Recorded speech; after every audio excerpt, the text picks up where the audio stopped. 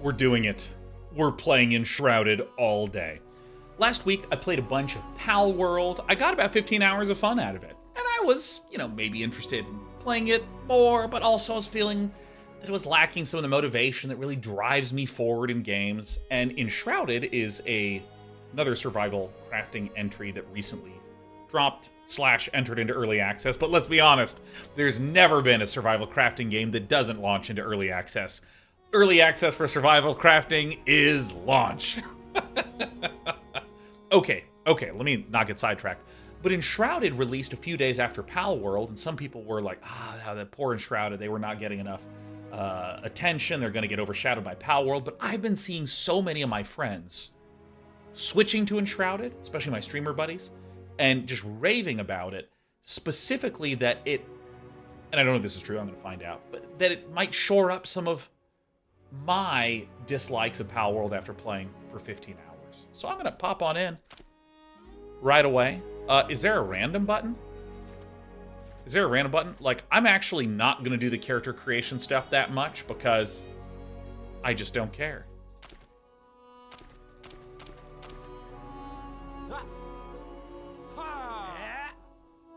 Sure. Name character 1. All right. My name, Shondo.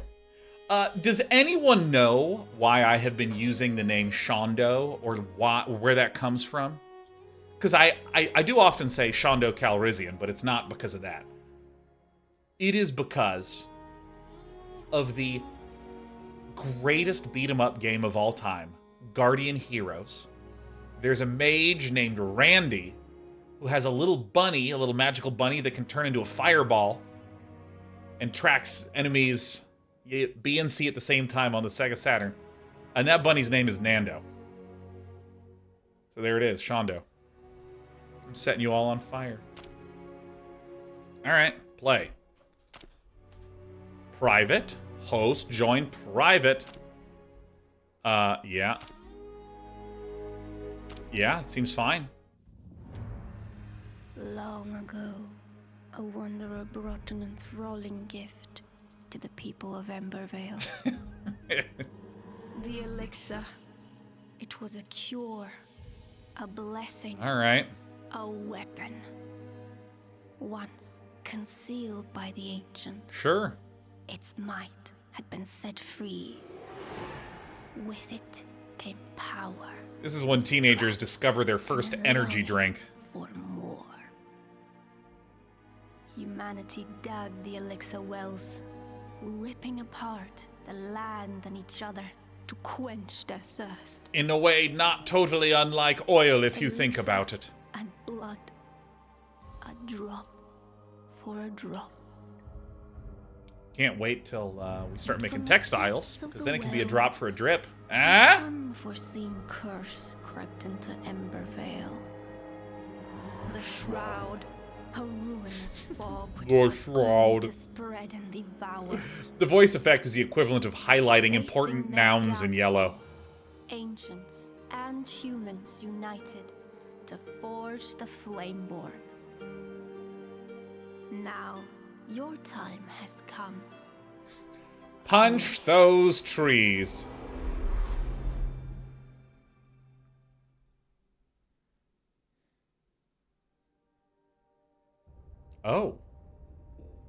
Oh. Hey, look, it's a $4,000 a month apartment in San Francisco. Oh, man. All right, let's walk out of the birthing vats. No way! It's a game that lets me play. It's a game that lets me play. Oh, my God, let me...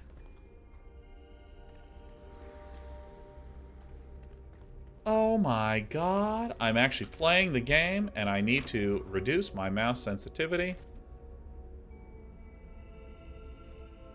What's the difference between aiming sensitivity? Oh, camera sensitivity? Keyboard and mouse? Okay, I'm sorry. I was very confused because I didn't understand why there were so many different sensitivities. We're going to go to 0.7. Sure, that's fine. I don't really care that much. Oh. Rested, inactive, sheltered, warmth, comfortable. Great. Oh, is this another different location for me to be in the game? Sure, I'll be down here.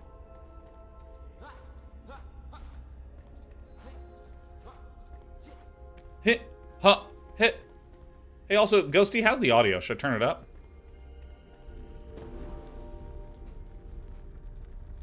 Alright. Commune. I think I'm ready to commune with the flame. I think I'm ready to commune. You've slumbered for too long, Flameborn. The realm of Embervale has fallen, consumed by the Shroud. Now the enduring flame calls for you. Find a place in the ruined world and construct a flame altar to create shelter from the dark. Oh my god, it's a game that lets me play. Yeah, you know what? I do feel like it's a little quiet.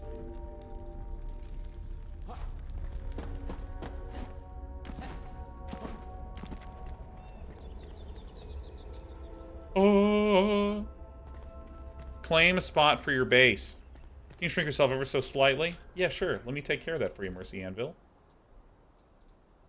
Don't you ever tell me what to do. Do you understand me? I can't stand being live right now. Okay, let me shrink it. Let me shrink it. The joke has gone on for too long. No, you know what? I'm just going to cover this thing. Because watch this. I think this is a better solution. See? See? And then that way I can still be so huge. Alright. A vast world awaits you, filled with secrets and peril. Press J. I and navigate the map. I don't understand the difference between letters. Alright, so journal. Claim a spot for your base. Planes for first base. Backpack. Character. Oh my gosh, data.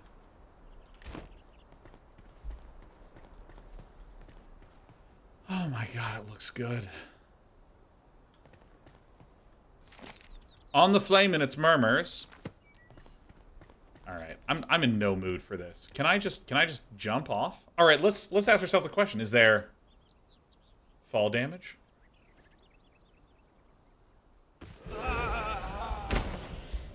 Yeah, alright.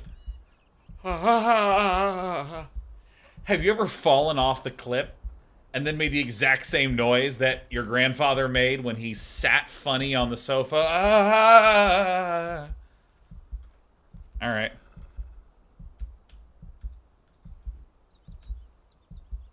Okay, there we go. I'm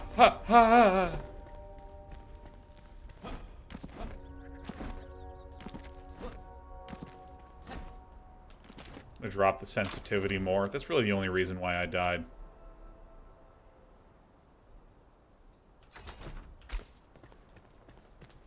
That feels good.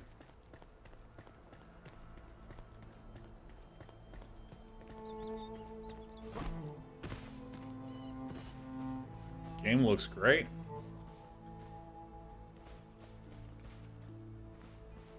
Shit, I fall again. I didn't intend to do that. So sorry, so sorry.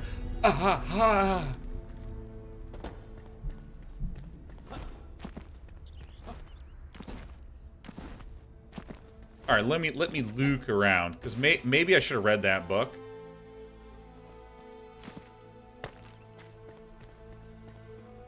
Reach the plains. This is great. 20 minutes later. Oh, yeah.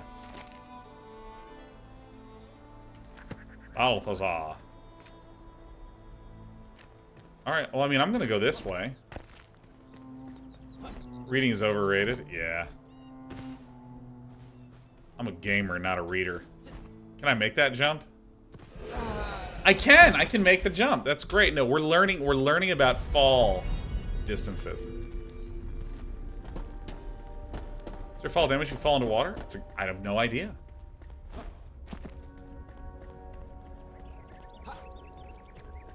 Alright, so let me see some stuff.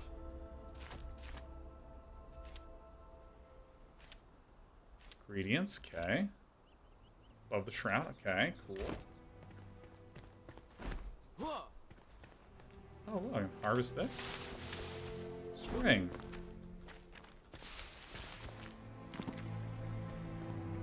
Alright, nice. Torch. String. Alright, I'm learning how the crafting menu works a little bit. Learning how the crafting menu works a little bit.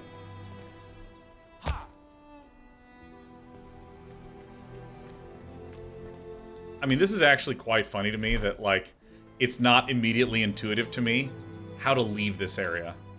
Set as waypoint.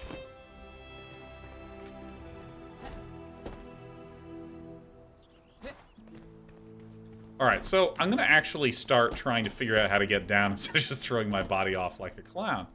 Which, don't get me wrong, is like maybe my favorite thing. What? Looking around. Oh, look. Can I go up?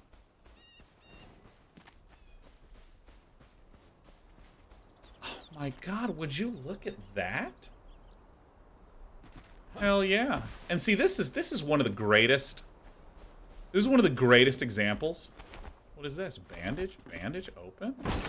Oh, that ouch! Oh, my foot hurts seeing him open that way. Oh my god.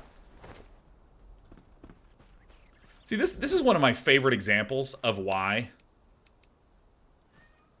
Sheriff, of why we have a no back seating rule. Because I can see Zeppelin over there. See Zeppelin in chat. I can see you being like, God, of course he wasn't looking in that direction. Oh my god. Like, the opportunity for me to just look around and enjoy looking at stuff and jumping off and going, oh boy, that's fun. And someone's like, no, you need to go down this path. I was having a blast. I mean, look at that view. It's gorgeous.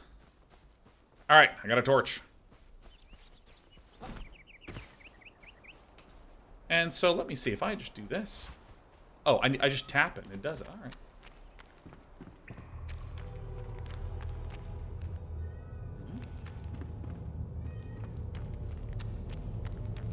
Spooky. Hey, Sheriff.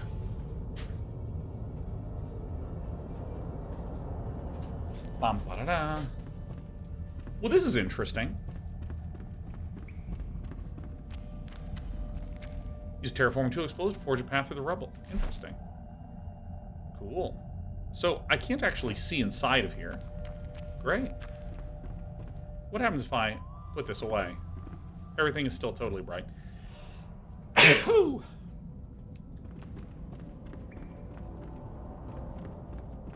I like exploring. I'm gonna explore around. Shift is run. Wow, shift is run, dude. Oh my god.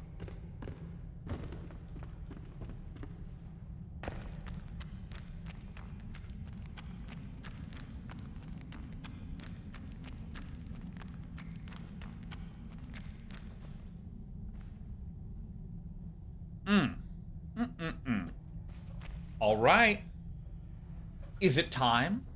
Is it that time for Day 9's thoughts? Ooh, why else would we be here, Day 9? Oh, yeah! I saw a brief cutscene, was immediately playing the game, and I'm just interacting with the world. Yeah, I could throw myself off. Yeah, there were a couple places to look that were dead ends, and a couple of jumps that I tried to make and died.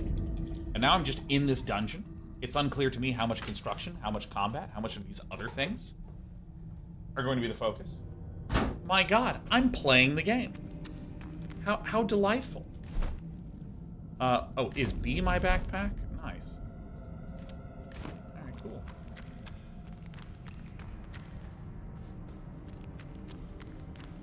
So I'm just wandering around exploring. There's a sense of mystery, there's a sense of danger, there's enough exciting art and enticing things. The flame allows you to resist the shroud, but if you linger, you will perish. Escape shroud to replenish your maximum time in the shroud. Okay, so.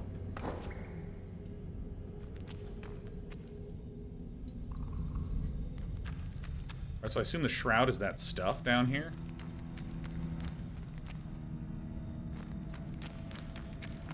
Is there a ladder that I missed or something? Path, yep, right here. Oh, so I see. So if I exit here, it goes back up. Oh. Oh, stakes. Nice. Hey, UV Spyro, happy 5-year anniversary, my friend. Press tab to lock onto your foes.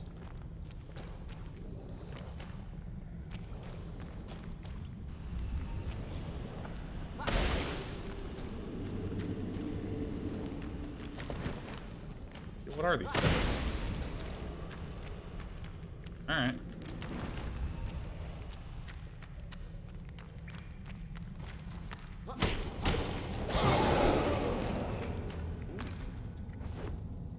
Torn cloth, take.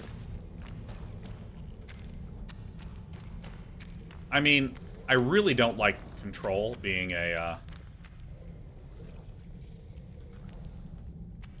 the roll button. Ooh.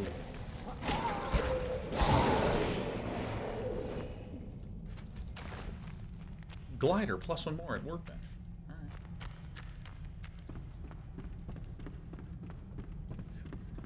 Yeah, it rolls the one button I remapped. Yeah, I might remap that in a bit. I'll see how much rolling I actually need to do.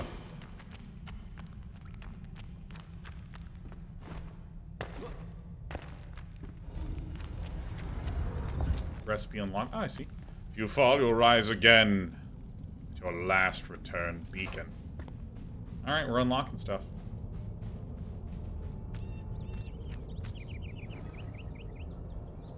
Cool. Now, if I go to my backpack, it shows... I wonder what this bottom thing is. Dude, okay.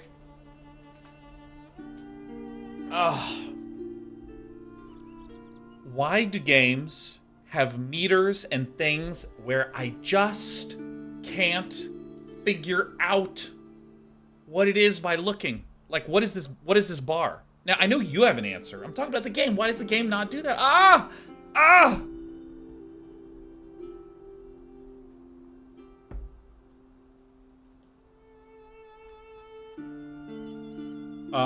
Torch, yeah, because here's the thing. When I look at this, it's either torch fuel or it is durability. There are lots of games that have different uses of this bar that could be unclear. So, okay, here's an actual backseating question. What is this? What is this? What does it mean? It's durability. Okay. Nice.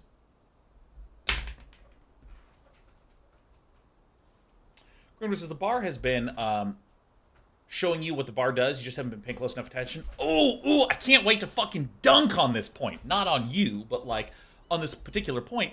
People don't read every single word that shows up on a screen.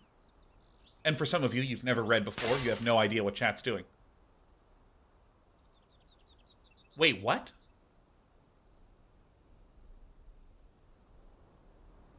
Was that... So this isn't durability. This is something else. So it's not durability? Drunken Dragon says it's durability and torch life. What? Oh my god, my point just got made! Yeah! My point was made! Yes! Alright! Perfect. This is amazing. Okay, we're gonna make a trio of points. Point number one. Information will be popping up constantly. There's lots of information constantly bombarding the player at all points in time. There are things like this red glow that's here. Things like, oh, there's a ruin and there seems to be some houses. Maybe this is something to explore. There's information that's sitting down here at the hot bar. There's information up there on the compass. All of these things are not guaranteed to fully enter into my brain. And any good UI UX designer absolutely knows that you need to have redundancy, you need to have additional ways for people to track information. As a simple example, if I go to my journal, it told me that I need to claim a spot for my base. It's nice that I can go here to be able to find out what that is because I forgot, right?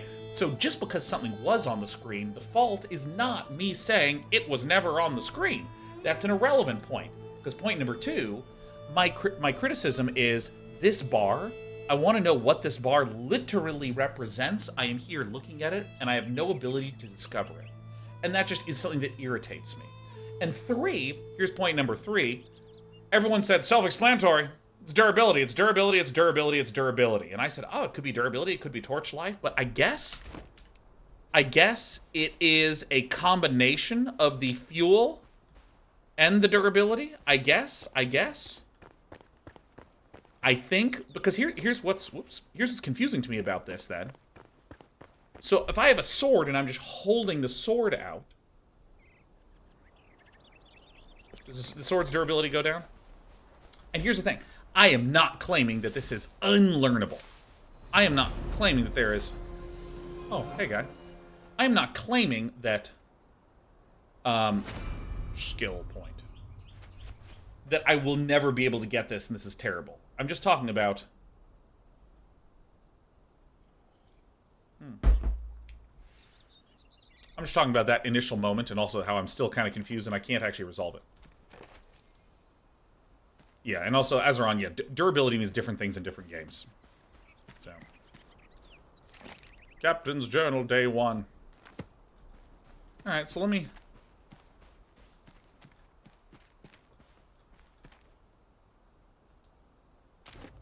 Alright, so let me go to backpacks. We have tar, torn claw, shrouds, twigs. So these just largely are crafting thingies. I'm just kind of looking at what's here.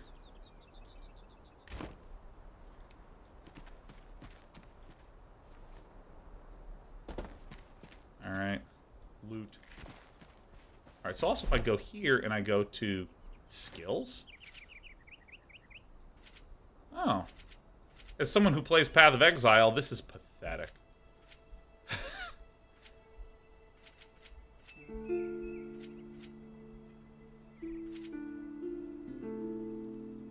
Battle Mage, Healer, Tank, Warrior, Barbarian, Athlete, Survivor, Beastmaster, Ranger, Assassin, Trickster, Wizard. I mean, probably this, huh? Ooh. Ooh.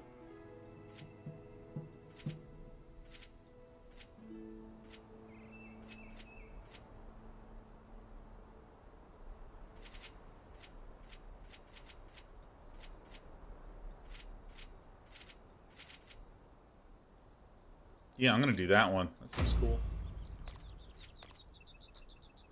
Okay. Cool. Alright, nice. How's the game so far? I mean, it's quite beautiful. And you know what? I'm just gonna YOLO it. I'm just gonna go straight to where my campsite is over here, and I'm gonna go there.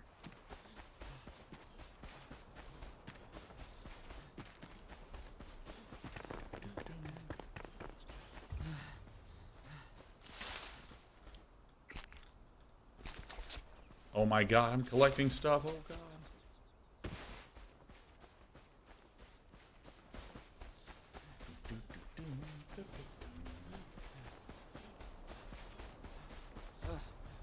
You want me to build my base here? You got it, dude. We're doing it.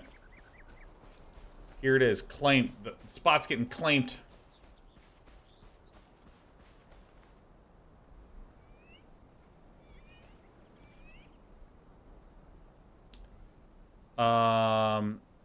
What's the button in this game again? Is it V? Flame altar. So I need stone.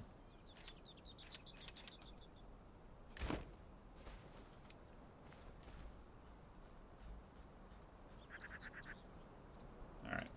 Alright, where's my rock set? Need a rock, any rock. Can I just, like, punch this?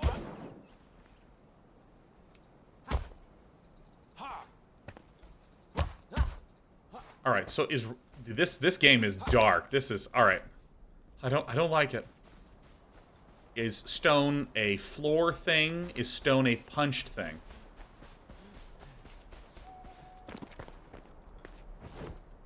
Alright, take it all. Take it all.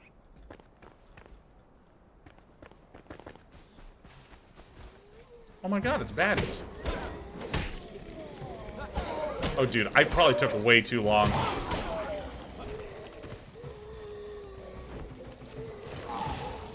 Alright, so I have a shield.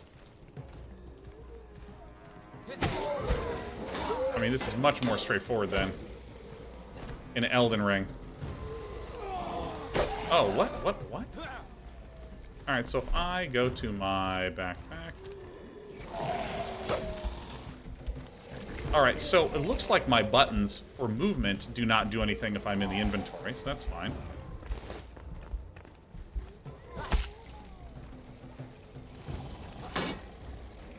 Alright, so I see. Alright. So, actual backseating question, how do I change targets?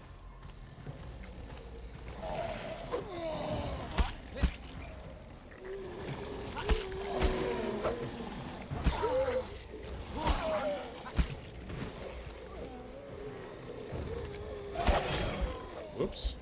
Timed that wrong. F and R. Nice. Alright.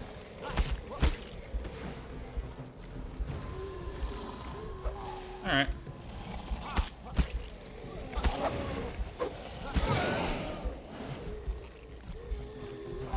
There's a lot of things that this game does really nice with, like, hey, it's nighttime, and it's clearly incredibly dark.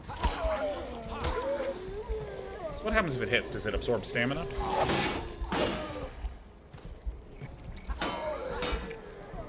And I see this white meter building up.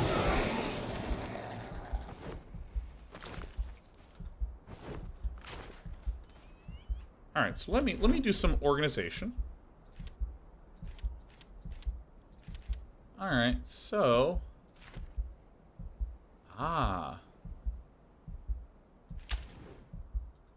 ranged weapon.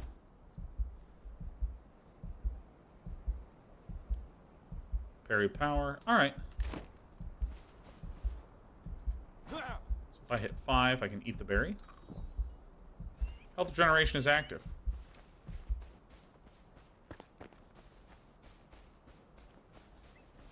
So to save a little time, for the accumulation of stone, do I actually... This is an actual backseating question. Do I punch rocks in this game? Or is it like I... Because, I mean, in most of the games I've played, you just literally punch the rocks. Alright, great. I figured it out. And now your answers are coming in. C, I got it first. C. Oh, I see. It must have been so dark before I just didn't see him popping off. Sorry, everyone. I'll figure it out soon enough.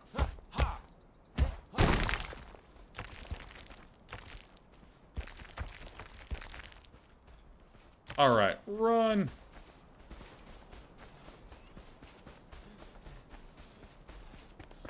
Hey, ooh.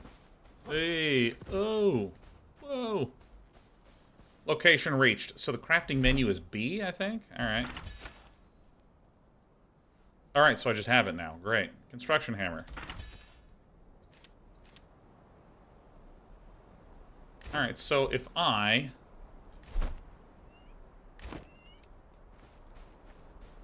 Oh. Alright, I mean, I'm going to literally put it right there.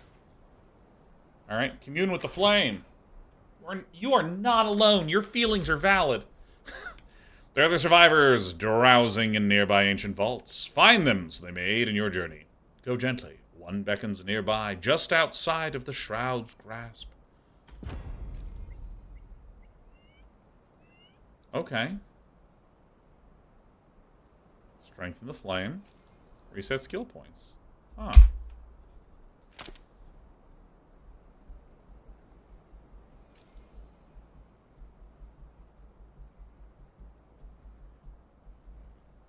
So, I will just observe. So, before I was going live, for you YouTube folk, or people that are just watching me start this game right now, I've been talking a lot in the last few weeks about games that motivate various systems. Hey, come on. God dang, cat.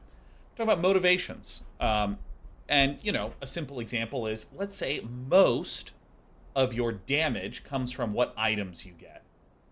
Well, gosh, then why would I care about improving my strength and dexterity, which might give me 1 to 2% more damage with my weapon, right? That would be a weak motivation. But if for some reason there was a really great sword that you needed to have 50 strength to be able to equip, now you are more motivated to increase your strength.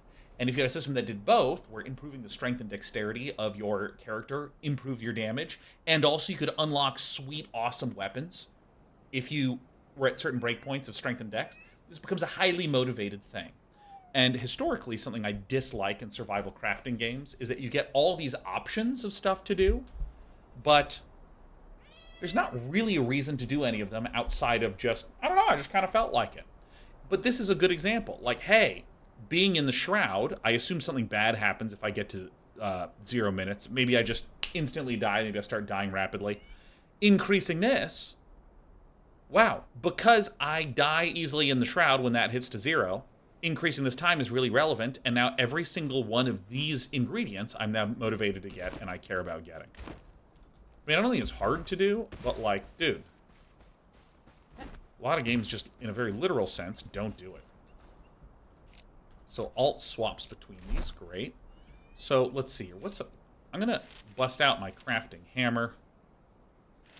5 is a number I'm pretty comfortable using for a lot of... Like, for some reason, 5, just due to my experience playing StarCraft, is like one of my most comforted numbers hitting. Enter building mode. Select the shape you want to build. What? Select the material you want to build with. Open the submenu to select from different shape categories.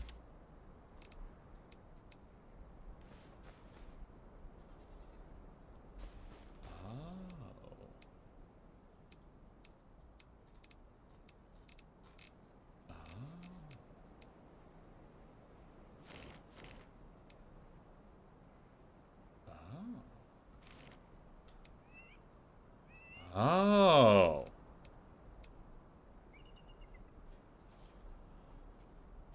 Okay. 2-meter roofs, 4-meter roofs, terrain. I can just make a rock.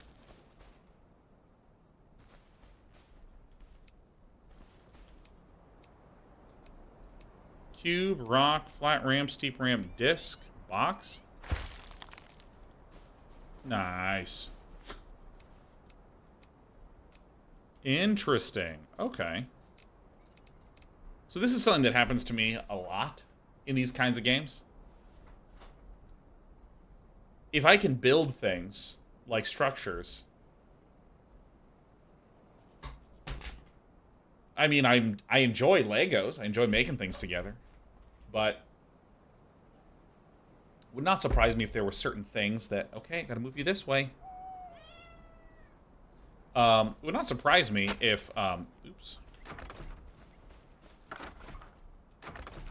What are the buttons in this game? Oh my god. It would not surprise me if, like, a lot of the constructing of a house was aesthetic rather than, like, necessary. Okay, let's go to crafting. Let's go to a workbench. So we need stone and wood logs. Alright. I'm ready to punch some trees.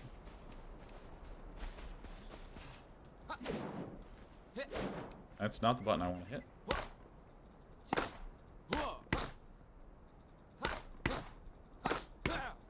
Slices says, yeah, this game is the most impressive and naturally feeling building of all games I've played in this genre. I mean, I really think that tile-based construction is, like, super necessary for this kind of thing. So I actually have to keep hitting it? Alright.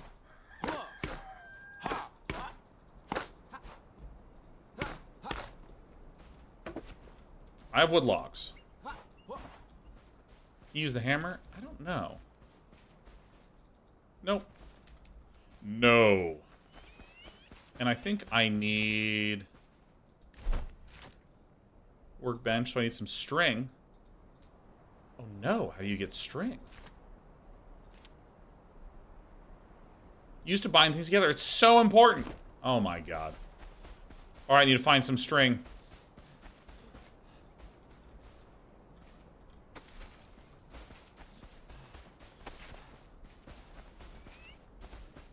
Alright, is it bushes?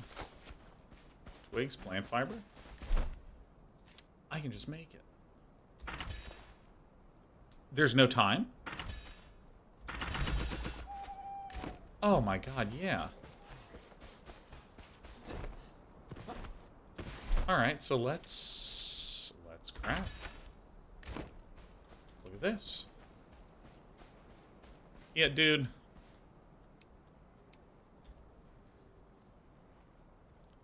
Dude. Oh, excuse me. Oh god, get me out of here. How do I exit this? Okay, there we go.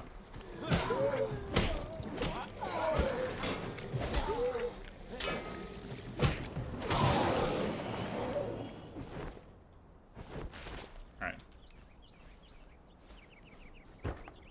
Bum ba da da. Pick up.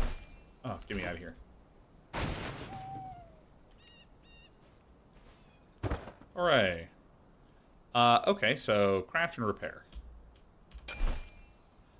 Okay, so rough stone blocks times 100. Oh my god, I can make so many of these things? Are you kidding me? Storage, tiny chest. Alright, I guess I'll just craft this. I like tiny chests. Gliders. Animal. Grappling hook. Manual crafting. Okay, so we need some twigs, some stone, some string. Yeah, let me just make the usual.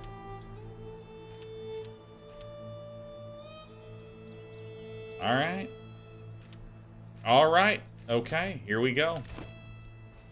We're going in. I'm gonna punch trees until I can make the most basic of stuff.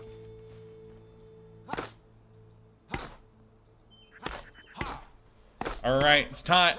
Guys, this is why we like streaming these games, because it's easy to talk and play at the same time. I am Day 9, AMA. I punch trees. Ship it. Alright, so axe needs more twigs. Oh, we need twigs. Oh my god, wow, wow, wee, wah. Hold on. This is longtime lurker here, only recently became a Twitch member, and caught the live stream, thanks for the entertainment Day 9. Your streams and videos, Baldur's Gate 3, Elden Ring, much more brought so much joy to a shitty time in life. Thank you for the positivity, ramblings, insight, and strict backseating policy. Mwah! Welcome to our little corner of the internet. I'm thrilled to hear it. When did you first find you had a knack for punching trees? Ah, yes, when I could find nothing else to do. Runar says, I hit a tree once, it really hurt. Yeah, man, I remember. Well, I was a freshman in college. I started dating this girl, like, instantly. I, like, got to college, and I was like, you. And she did the same thing. We were dating, and of course, it's like one of my first girlfriends ever. So it's like, oh my god, she's the one. So she broke up with me and started dating the guy that graded my math homework. Dun, dun, dun. Because the people who were like, you know, a lot of the sophomores would grade the freshman math homework and the juniors would grade the sophomore homework and so on. And I remember I was so upset when I found out she was dating the guy. Oh my god, no! Oh god! Need more twigs, huh? Alright. I was so upset, I like punched a wall. I was like, no! Ah! And I just broke this bone, because like it's a cinder block wall. Like, what am I thinking? And I was like, ah! And I mean, I almost did it because I thought like that's like what you're supposed to do, right? When you're like really upset. You just like punch a thing, right? Axe. Craft. Pickaxe. Alright, we need more twigs and more string. Got the string.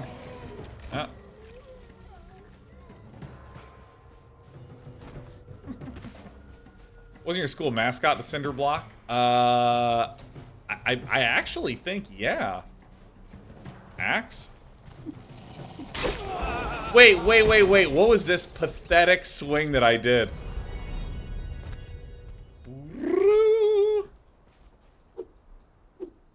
What?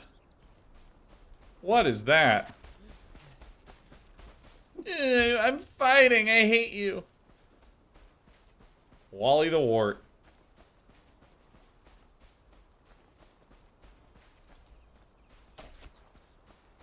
Who chops like that? Not a human being. I think that they may have, like, rotoscoped free asset.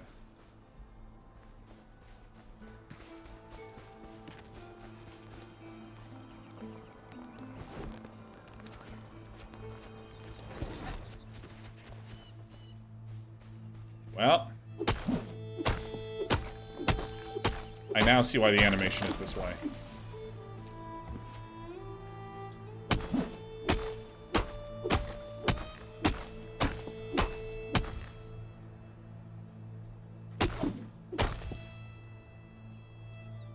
Alright.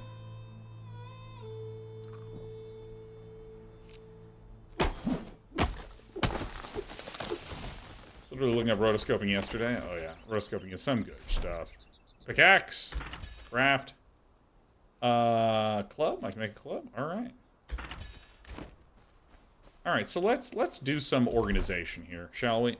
So, I think this is going to go down on the buildy stuffs, so we probably want some more of the combat-centric things here. Torch can go down there. Pickaxe, regular axe, something like this. Yeah, why not?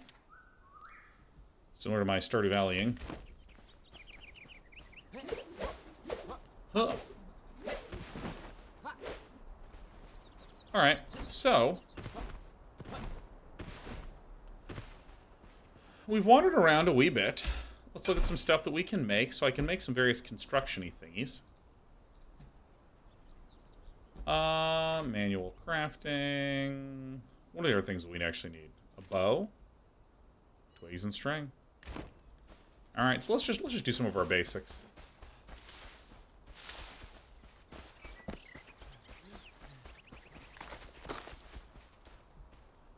Let me just... Dude, the fact that there's no construction times, I'm really curious how that's going to feel.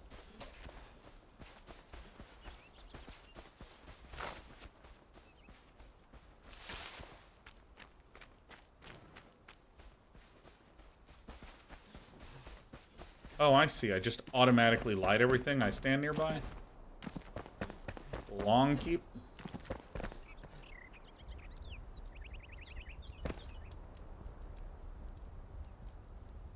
Huh. Alright, I mean, I'll do that later. Oh, I can just sit and regain. Wait. Does my health just go down over time no matter what? Any goals so far? I mean, I'm kind of wandering right now.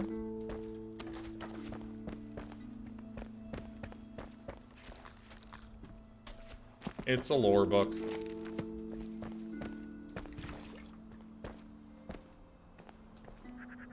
So let's go to my character.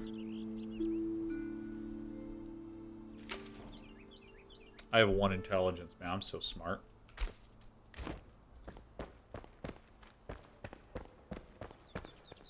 So do I need to, like... I wonder if there's a way to determine what my health is?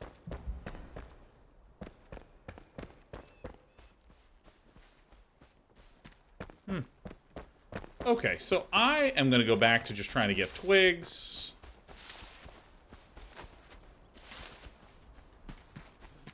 Alright, so, scoop water.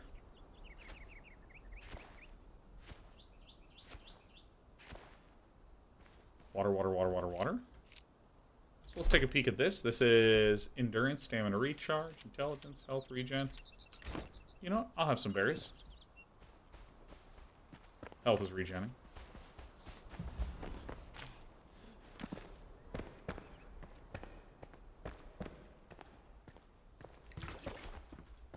Bandages, water, all sorts of random stuff.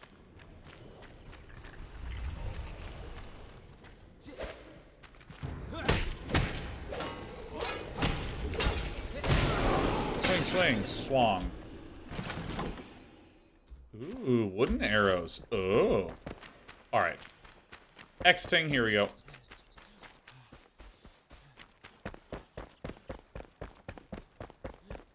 So, on my map, what is this? This is my home.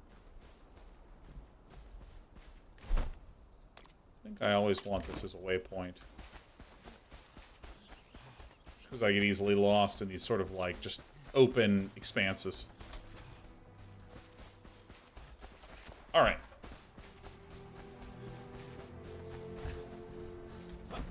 Okie dokie. So, I don't need to be here to craft my thing yet. I'm gonna craft this, and, will I set it to 4?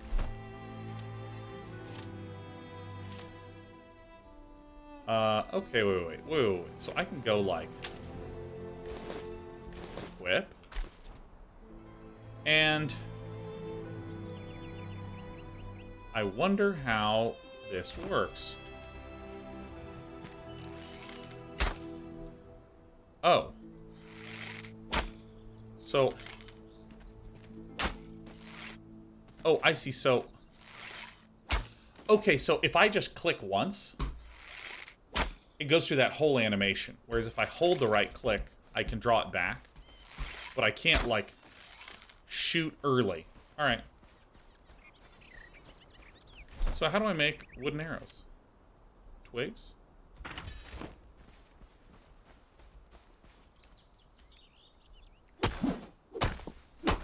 Taco Manjaro says, "Are you excited for Stormgate?" I'd say I'm pretty neutral. I'm pretty neutral right now. I like when RTS games come out, but because it's in early access, I'm sort of like, oh, sweet, I'll definitely wait till it comes out. To make a proper judgment and so on.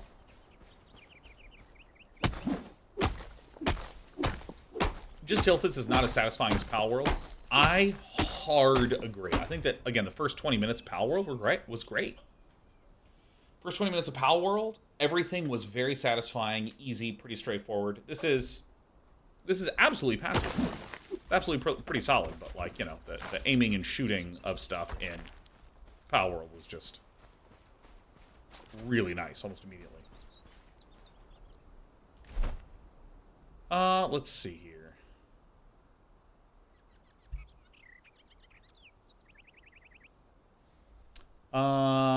What do I want to do? Anything else here? I mean, we have 14 of these. I guess I'll craft just a few more arrows. All right, I'm just going to get some twigs, and then I'm going to feel ready to come up with a goal and mark upon it.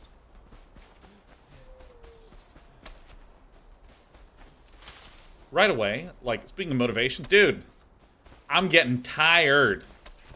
Ooh. Because I'm tired. I care about increasing my stamina. Oh, yeah. Oh.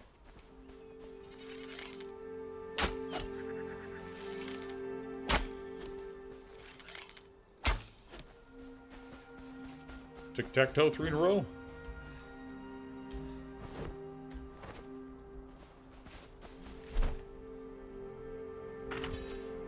Alright, so how much do I have? I have 21 arrows. Alright, let me just toss down my very first chest.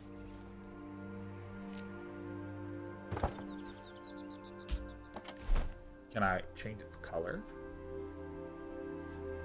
Can I do other things? Alright. Okay, so...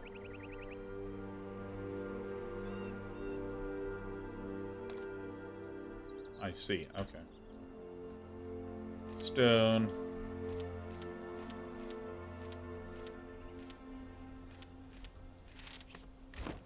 Alright. Okay, let's go on an incredible journey. Find the sleeper survivor. Travel through the shroud. Survivors of the shroud await. Excellent. I'm, like, literally so ready for this.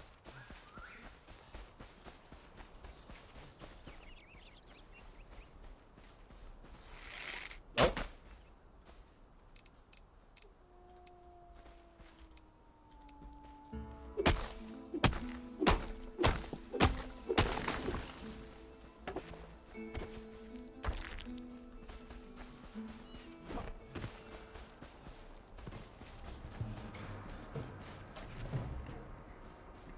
Is there a baddie? I hear bad guy music.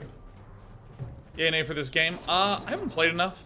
I'll probably know by the end of the day. I've been playing for like 45 minutes maybe. I will say one of the things I just adore about this genre is that the pace is chill. Pace is very chill.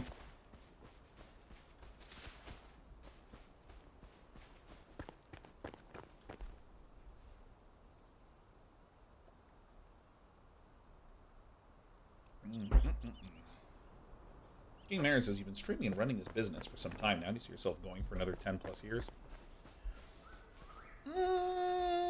I'll probably always do some sort of, like, running of a business, no matter what. I don't want to work for someone else.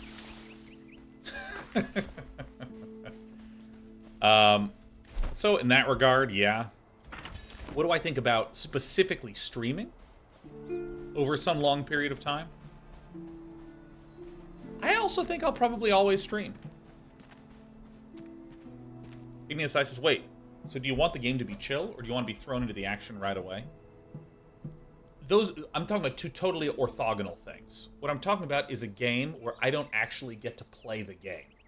Where I am just going through tutorial after tutorial, I'm not getting to make any decisions, or I'm seeing a bunch of cinematics. I'm literally not playing.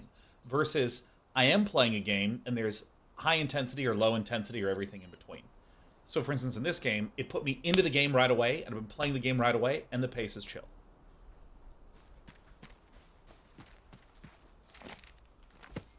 But, like, for instance, I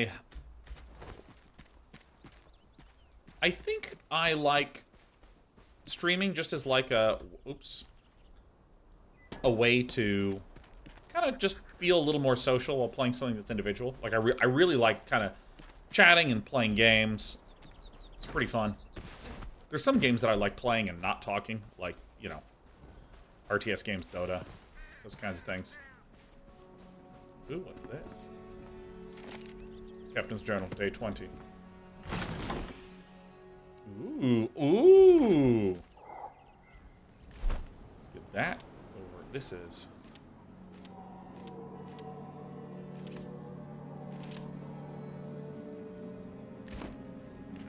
So hopefully that makes sense. Who was saying that earlier? I think it was. Who brought up the, like, do you want A or do you want B?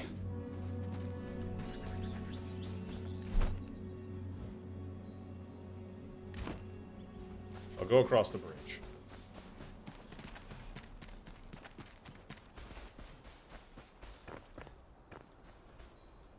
Oh.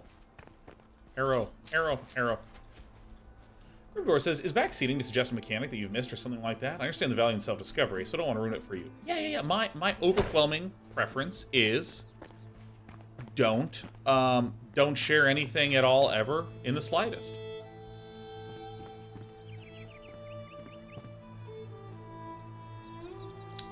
Seek a path through the shroud instead. Nice.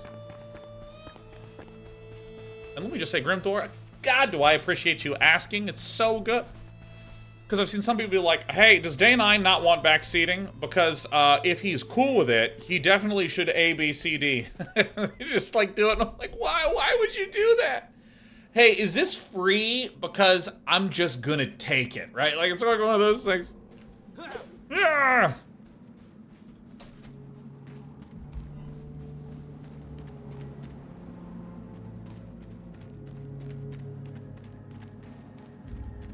Interesting.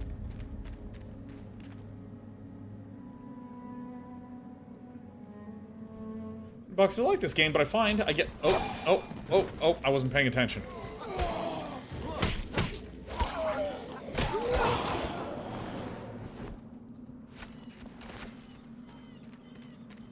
So let me... Yeah, I mean, I haven't read any of the lore, like, at all.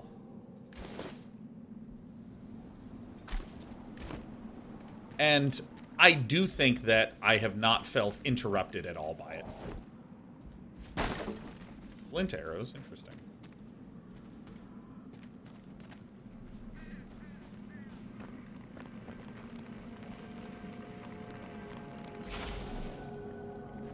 Oh, interesting. Oh, what? Nice, there's some structured danger. Dude, oh my god, I love finding rings. I love finding little items. Especially when it has the colors. This is an uncommon ring. I'm like, oh, I can't wait to get a fucking rare.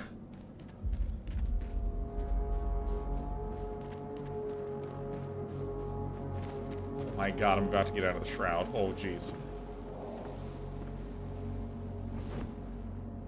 Stone, nail, salt.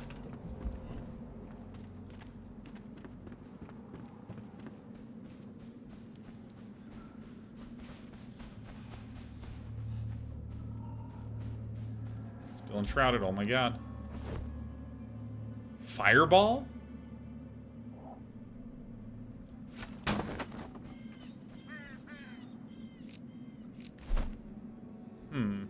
So you know what? Let's do the crafting hotbar down here.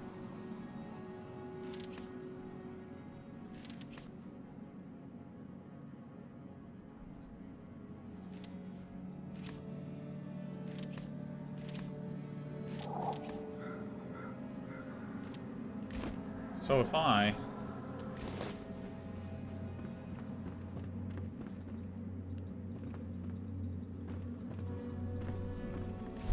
Okay, so this is magical ammunition that ignites a fireball. So this is staff ammunition. Got it.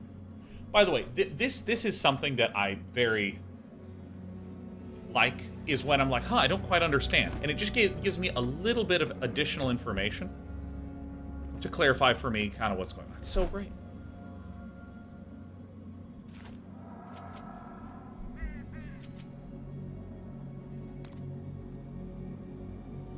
So this happens when I level up.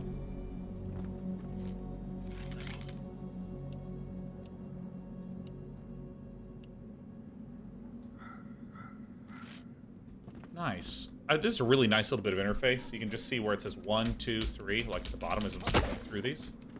And then 2 is like to do different things. Then if I hold this... Oh, I can also hold that? Nice. I wonder why I lost health. Probably because that guy stabbed me.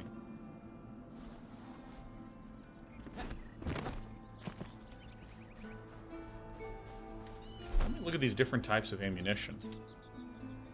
Flint arrow. Wooden arrow. So let me just...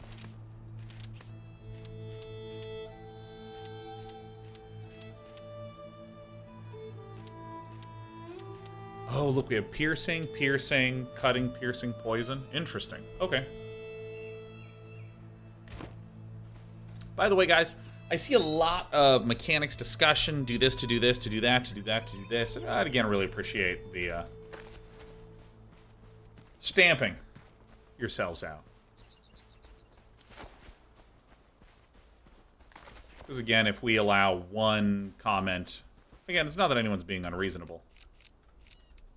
It's just that if one person starts saying some stuff, another person's like, oh, I see, I want to get my thoughts on this. And all of a sudden, it's just this, like, deluge of information in my chat. And I'm like, ah. All right, here we go. I'm the most powerful gamer. I'm just going to go where it's telling me to go.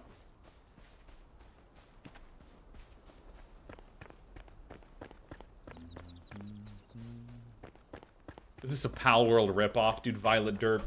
You got it. Literally, the Pal World devs released, and then a bunch of people went, oh, why don't we just do that? And then they launched their game like 5 days later. It's exactly like that. This is actually a Pals-like. Yeah, Tim the Sorcerer. This is just a Pals-like game. Let me in. So I see that with each swing, I lose durability. Nice. Chris Bones just got here. How far in this is day 9? I am about an hour in, if that. You unlock a wand.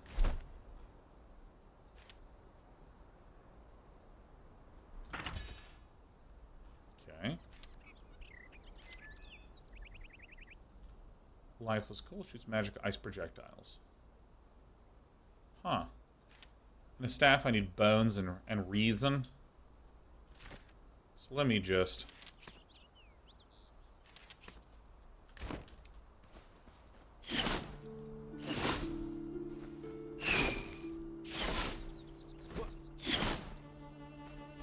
This is goofy. But this is the game.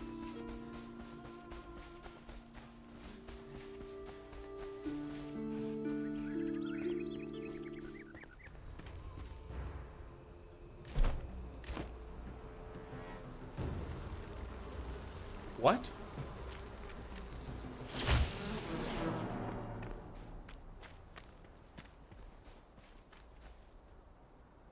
All right.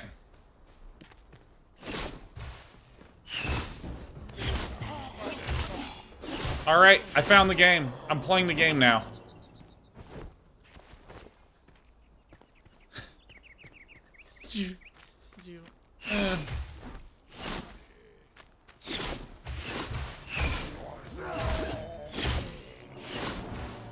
Dude, this is overpowered. And I love ice magic.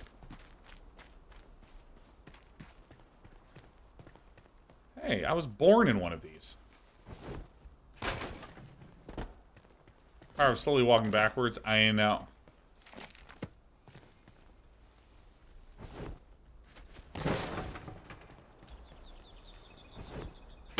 Alright, I'm just getting stuff. I have no idea why I'm getting it, but I get it and I have it. Oh, the Yellow Flash Day 9. I really love watching you guys play Return of the Obra Dinn. Just wanted to ask if y'all could play some Chance of Sonar, which is a puzzle game similar to Obra Dinn. That's a great suggestion. Yeah, I literally keep forgetting that that game exists. And I will totally say to myself, I'm going to add that to my mostly walking thing whenever the cat is off the keyboard. Because as you can see, she's literally conquering most of it. Hey, Violet Derp, thanks for the 5 gifted subs on our Beauty Tuesday. Open up. Explosive powder balls? Oh my god, yes. Violet Derp. Ouch. Let me say from the bottom of my heart, ow. Raw wolf meat? Okay, I don't know why that just gets equipped to the hot bar.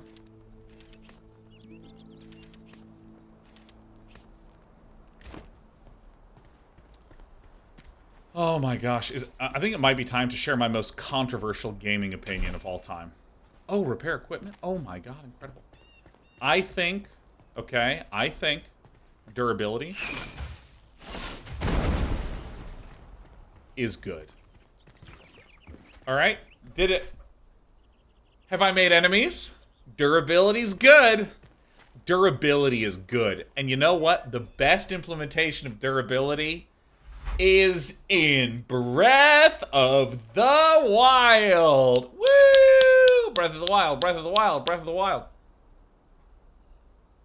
I mean, the problem is that Breath of the Wild is like a 4 out of 10 game, and it just happens to have a really great durability system. I think durability is good. Particularly in games where there's lots of collection and crafting and stuff like that. I think it's a very positive thing.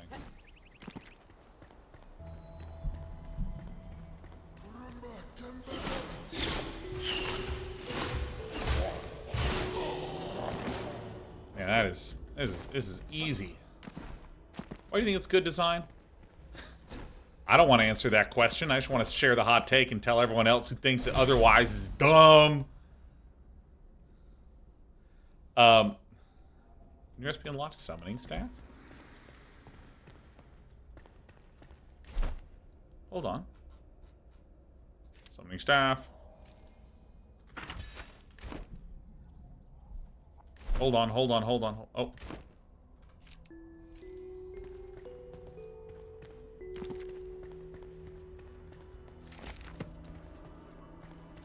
Needs building area. Survivor? Placing my home with a summoning staff? Oh, he's building area like the building area at the start. Oh! So, okay, here's a reason why I think durability can be very good. I think that, okay. All right. Welcome to my stream. Hello, everyone. I'm Day 9, and I'm here to make points. No, I don't want points. I want to watch someone that just does shit. No. All right. Time to go home. So, here's my point.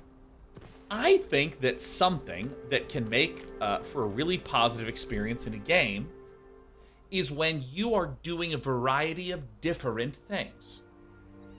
I think that having a variety of different things is very, very healthy for making the gameplay rich and deep enough.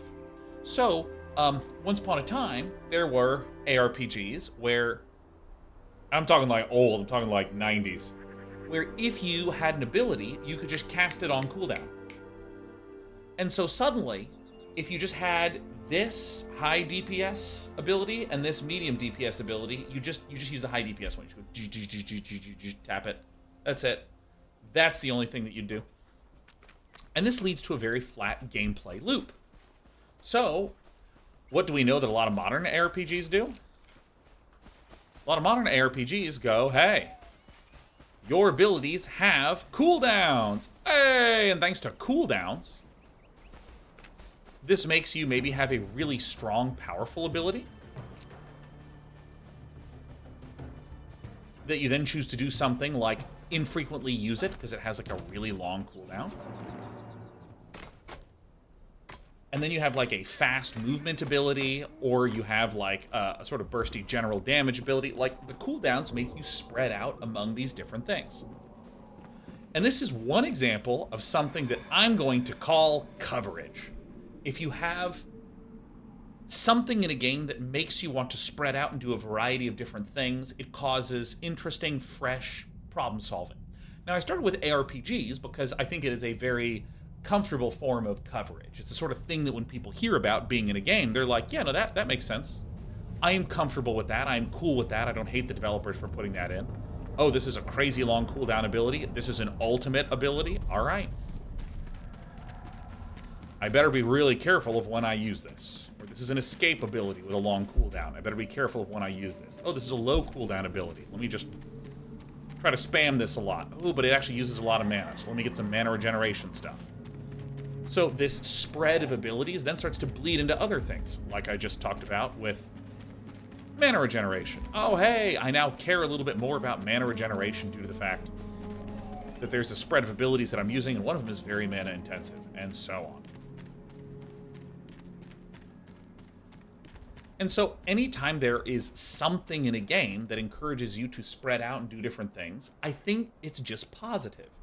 Other examples of coverage. Hey, Last of Us, where you have extremely limited resources.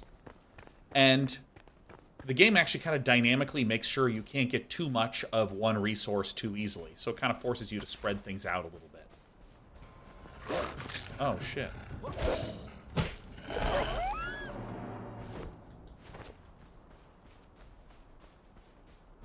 And I think that now finally coming to durability.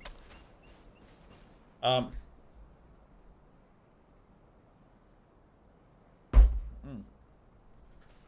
I think durability is a good way to, if done properly, can do something like make you spread out a consideration of all these different things. So for instance, hey, maybe I'm using this a lot and then it runs out of durability, so I switch to my wand, or maybe vice versa. And I think that that can be interesting.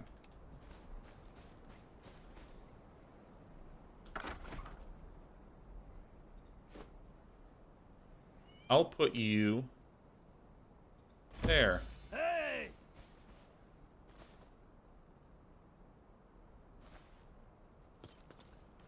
Does this guy move?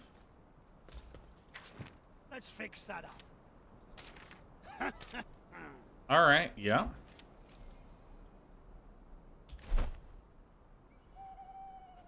Okay.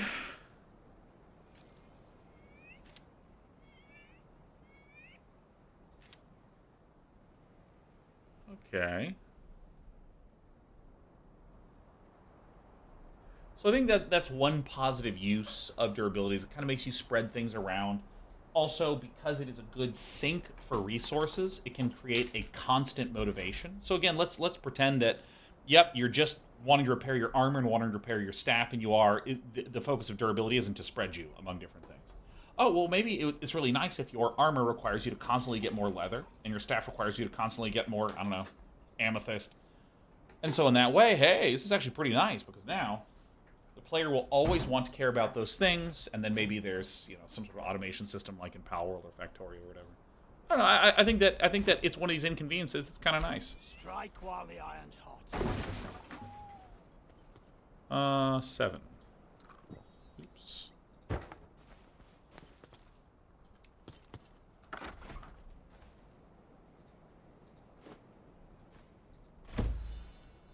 Alright, so now I have this little dude that's standing on the ground now.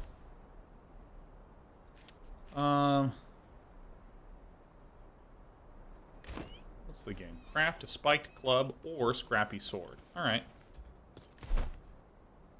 Ah! Attacks where I was thinking another way is enemy resistances, so you have to switch your attacks. Yeah, like Elden Ring did a lot of that, where it's like these guys are super vulnerable to bleed, or are really weak to, you know, whatever. I think that's really, really fun.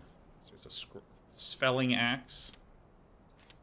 Scrappy Pickaxe, so I need Shroud Wood. Okay.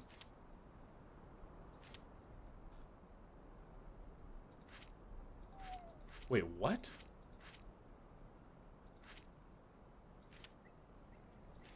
Oh, this is really weird.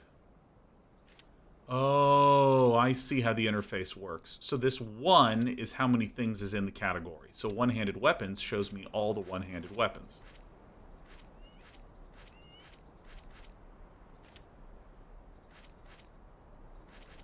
So what do we need? So, I mean, we need a lot of string, and so let me just go to manual crafting and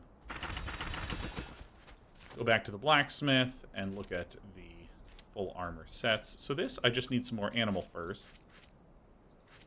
So, alright, so let's just craft this. Gloves. Shoes. Oh, dude, I'm gonna look kinky. Okay, wait. B character. Alright, okay. And then, uh-oh, and ooh, yeah, there it is. Absolutely all the right places are revealed. Hell yeah. No, this is it. This is the game right here. Merry Christmas. Alright. Hey, I just need you to not be in front of the keyboard, Desper. Alright, what is these? They provide me nothing? Get out of here. I'm not going to carry that garbage. And I don't think I have leveled up anymore, have I? Is B... Character is N. Okay. So...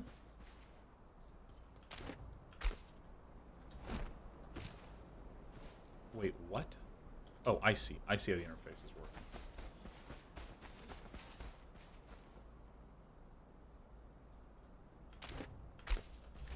How do I get out of this?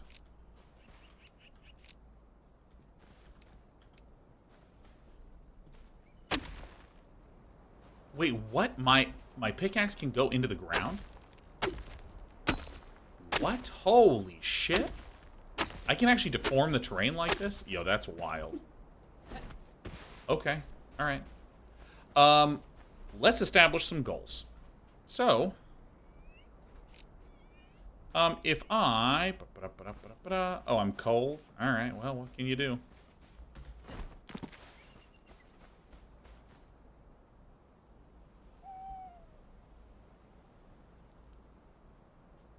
Okay.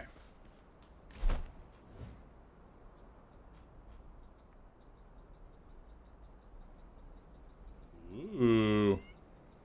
Ew. Alright. Still think all games should do what Elden Ring does. Oh, what's that?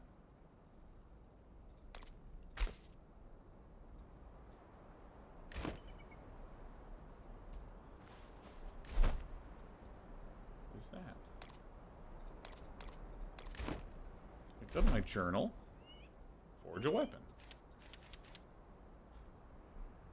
Metal scraps. Alright.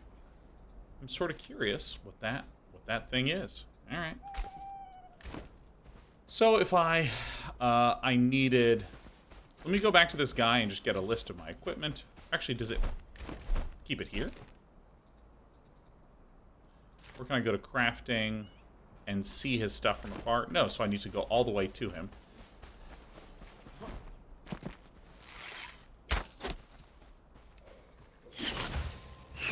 Dude, this is just like a bow, but like way better.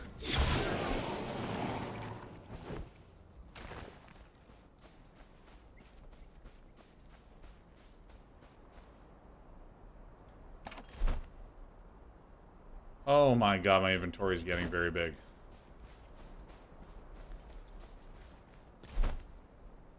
Okay. So the blacksmith, I want you... So there's two things that I want. I want this, which is animal furs and string. This is animal furs and string. So I'm just going to get a bunch of animal furs and string. Now for this, I'll need nails, which we can actually literally make. And then I can craft this. Now get out. Alright, so I'm just going to delete the club, because I don't need it.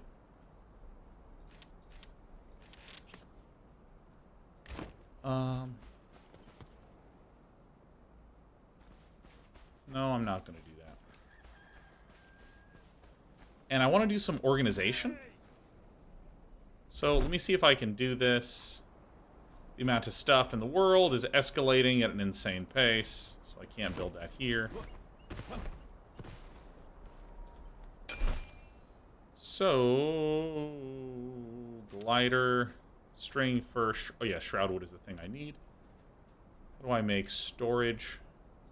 There it is. Small chest, tiny chest.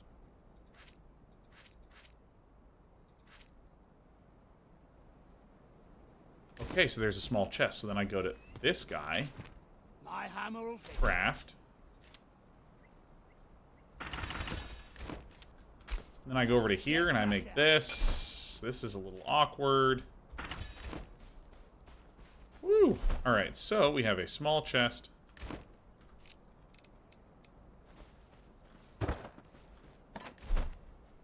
So, alright. So I don't really have an opinion on how this should be organized.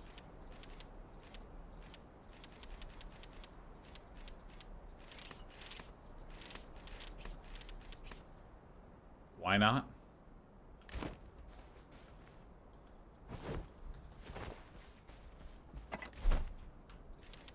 So I wonder if it works kind of the same way as the other game that we played. No, it actually... I need them on my person.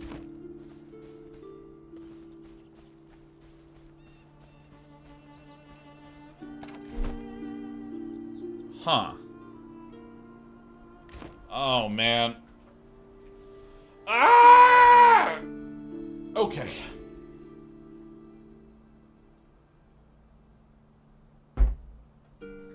Okay. Well. Guess I'll do this. Okay, so...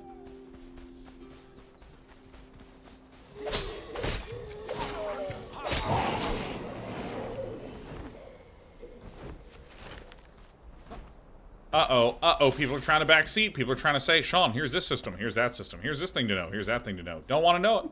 Don't want to know.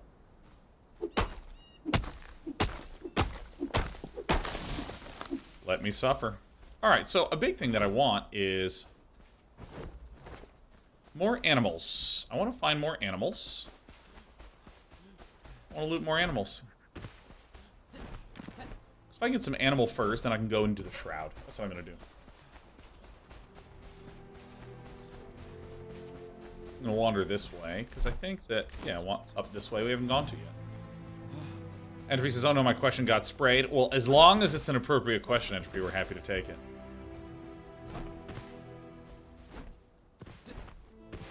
Entropy, how have you been? Every time I see you, I think to our wonderful Korean barbecue dinner, where I was sharing how exasperated I was that the Overwatch League was getting founded.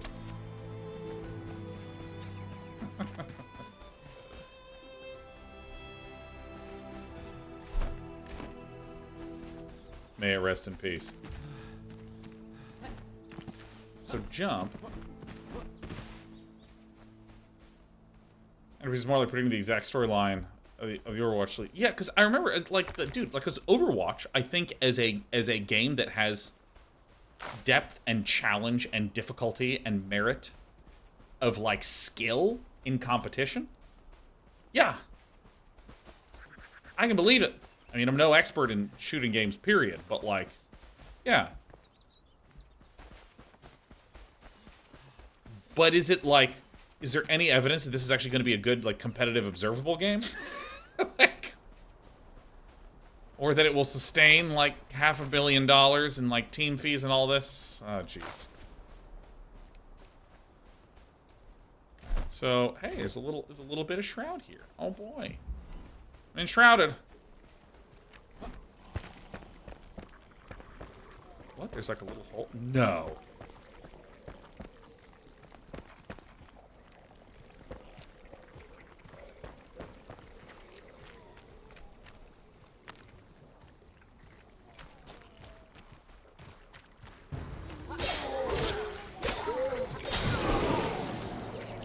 Oh.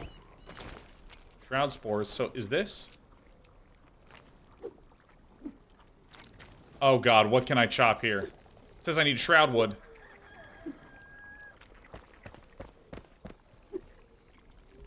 What looks like wood to you, huh?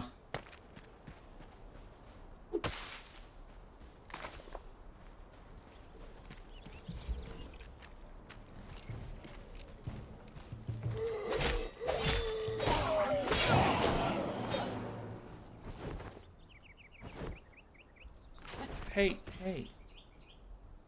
You're on the space bar. Good morning. Good morning. Alright, come on. Hey. Don't start chewing. Despy, I'm gonna move you if you start chewing. Hey, you need to stop. Dude. Look, you can rotate this way. Okay. Rotate. Okay, there you go. And then you can lie down there, as long as it's not... Nope, not on the space bar. Nope. Nope. Okay. There you go. Now we're good. Now stay there. Don't chew on that. Just stay here. Okay? Get your foot off me. Hey, no, stop trying to burrow. Oh, God. Fuck. Alright. She needs to be pet. She needs to be pet. So, entropy. We can actually take your question while I'm fully enshrouded. The question is, how do you feel about top-down design versus bottom-up design? E.g., letting the needs of the mechanics dictate the setting and the aesthetic feel, the other way around? Yeah, I mean, so, first, to define... Are there any crates in here? Whoa, what?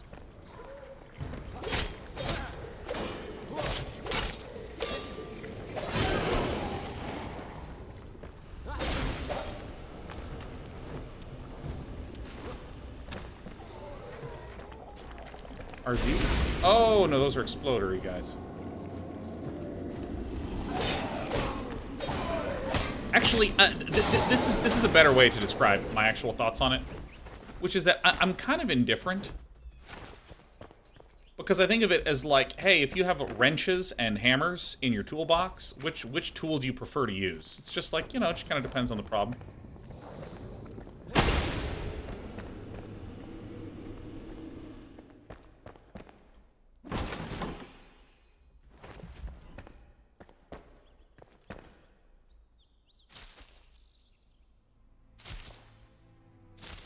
Oh, I'm dismantling. Dismantling.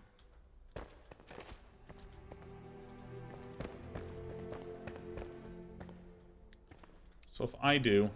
I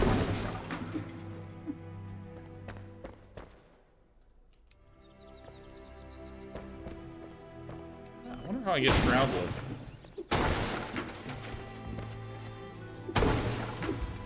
Alright. And I'm back.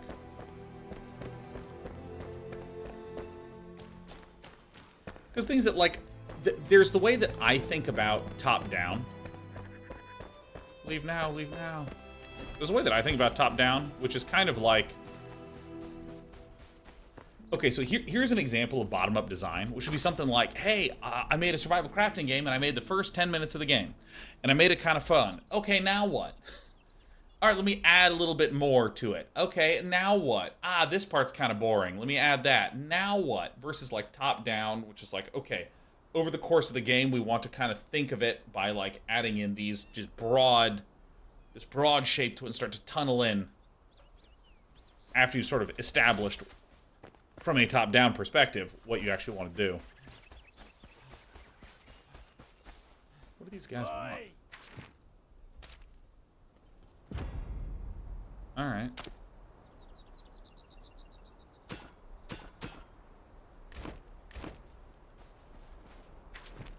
What is this, shelter? Huh? You need a workbench. Oh. Okay.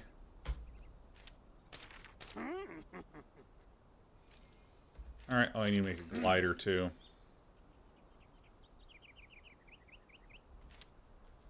Alright, so... Break a leg. Break a leg. Indeed. So I'll probably need to go into this big shroud area and get more stuff from there. Oops.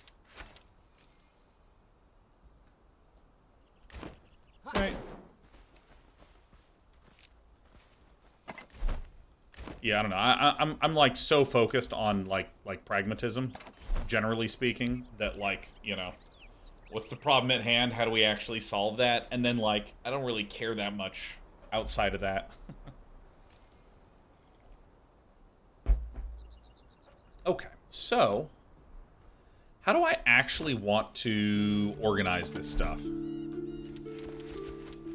So I guess I'll first take everything.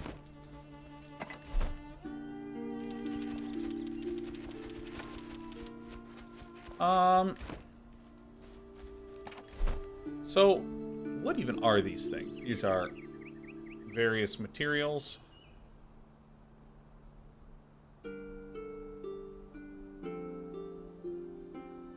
Huh.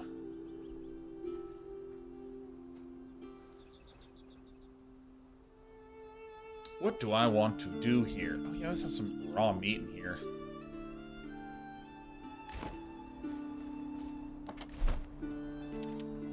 Because, like, you know, if there's something that you could say, hey, Sean, I'm thinking of making something like this. How would you solve that problem? Yeah, I can do that stuff. Great. I can definitely work from there. So this is materials. Materials, materials. Materials, materials, materials, materials, materials, materials. This is my materials chest. This is the chest that contains everything else. Oops.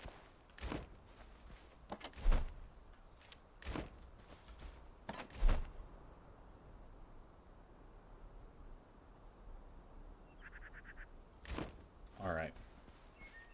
I need to use the restroom quite badly. So I'm going to get a room with a view.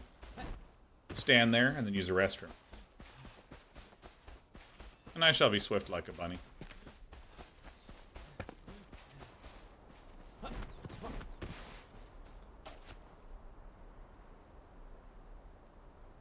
Yeah. Alright. Uno momento.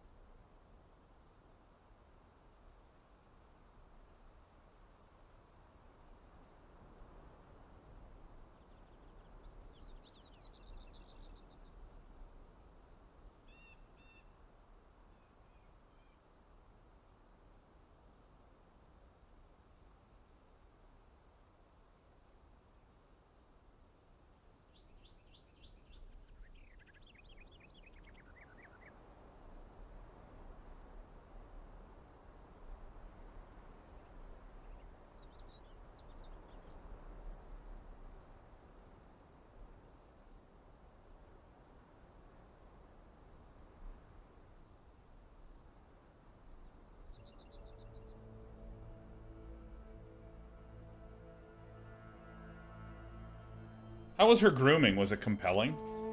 He brings the headphones so the cat can't chew. That's right, on the alloy, man. I can't trust this girl, man.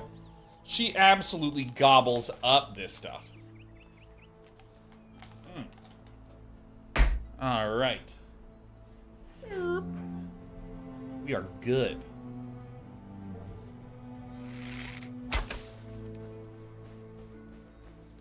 Okay. Oh, wait, oh.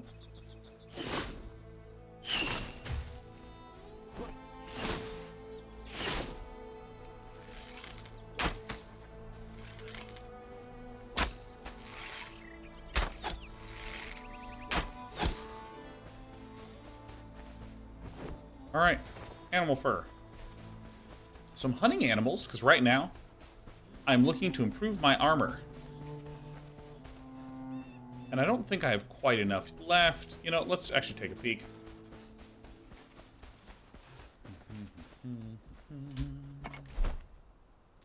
What increases my stamina?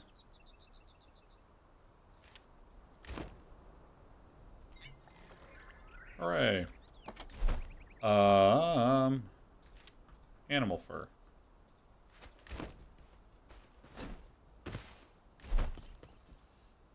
Full armor set. So this requires torn cloths, string, and metal scraps. I think I have that much.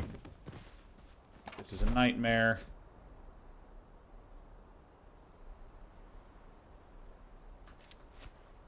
String.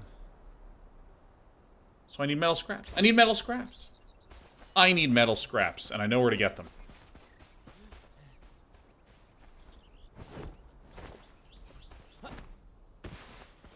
Wait. No, I knew this one.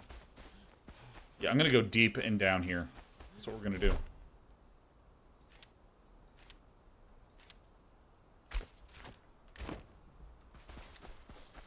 Dreams, Sorry wasn't able to watch with sound. What's Enshrouded like compared to Palworld, in your opinion? I think that this game appears to have a little bit more of an adventure-y feel to it. A little bit more of, like, the world is dangerous, you know?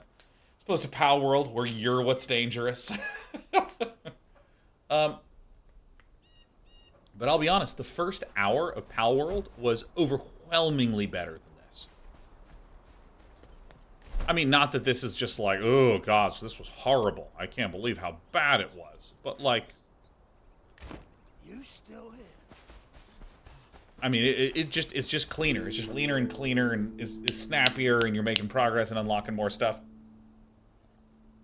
Because one of the things I'm reacting to is that there is suddenly so many resources.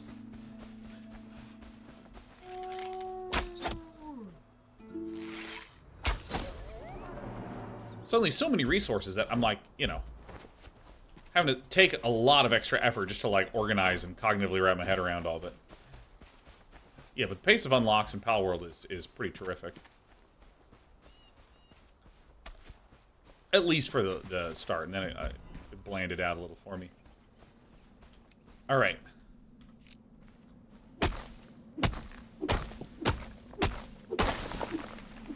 We gonna Enshrouded? Aha.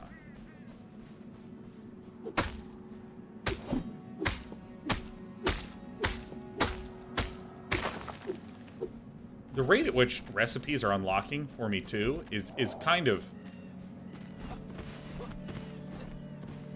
very fast for me. I don't know. Maybe I'm a noob.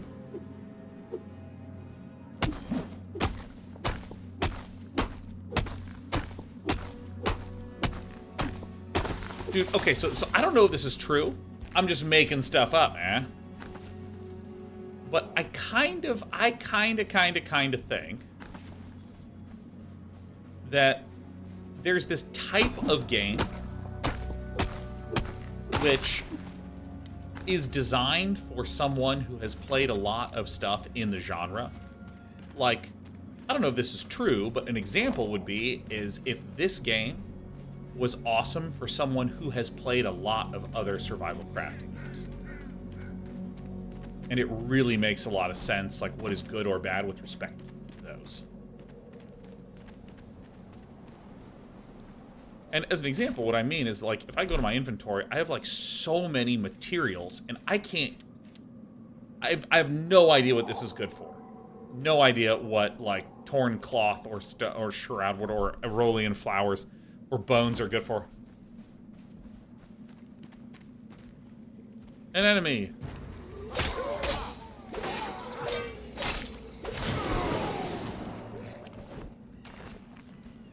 Where do I get the scraps from?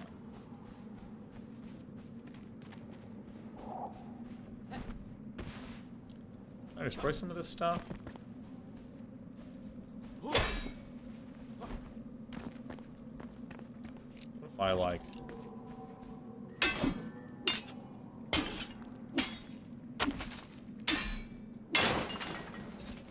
Nice! Oh my god, it works that way. Hell yeah. Oh my god, that's awesome. So if I like... Oh.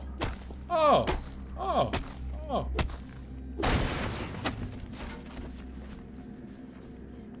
Dude, I even got some dirt here. Fuck yeah. Ow. Don't care that much about it.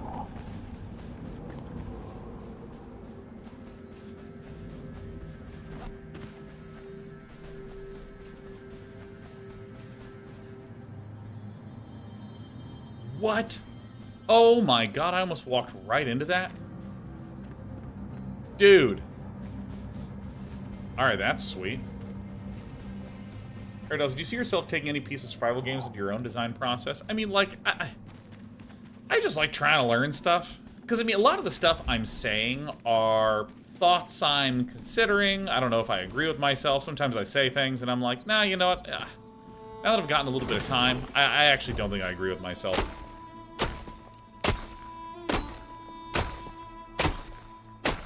Always better with an axe.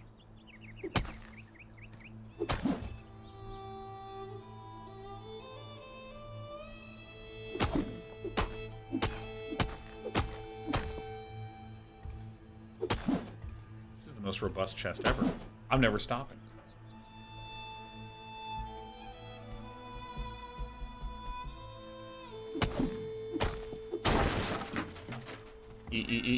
Metal scraps?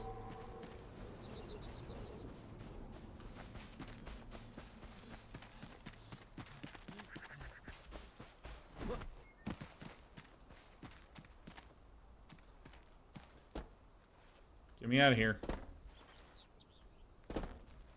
Trying to find something metal. Get me out of... Metal? Metal? Metal? Metal stuff?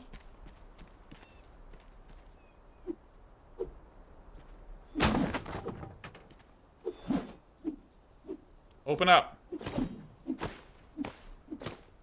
Can I just, like, chop all this stuff down? Whoa! Holy shit. Nice.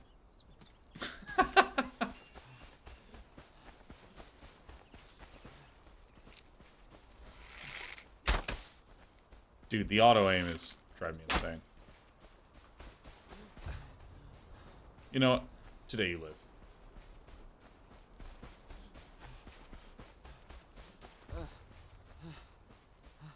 Yeah, I think the start of this game is alright. I mean, the fact that there's just this journal that tells me exactly what to do has been, you know, helpful. I just don't know what to think about when I get 50 billion different... Oh yeah, it's over this way. 50 billion different crafting items. I like don't know what to do. Alright, let's see here. Craft. Full armor set. And then I just need some more metal scraps and string. Alright, so I feel ready to do some more questing. Character.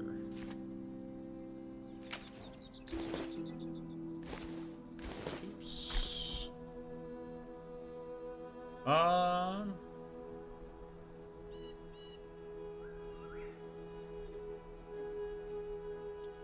Alright, let's do what the journal says. Clear the elixir well.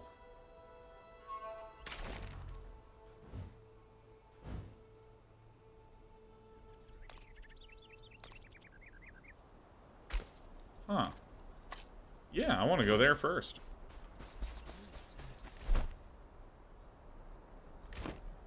So that's that way. Alright, cool. Let's do it.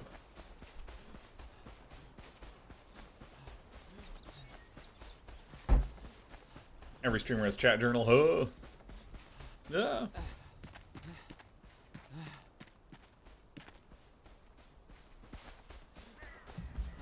Alright, I changed my mind. I'm going to go to this one because it's right here.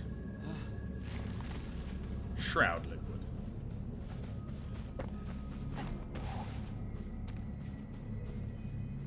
Location below. Awesome.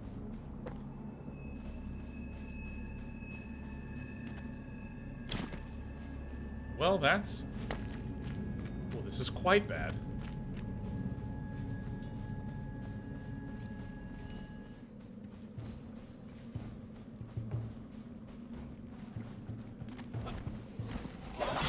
Whoa, whoa, whoa, whoa, whoa. Holy shit. Nope. Holy shit. Nice. Hell yeah. Oh yeah, pain. Difficulty, challenge.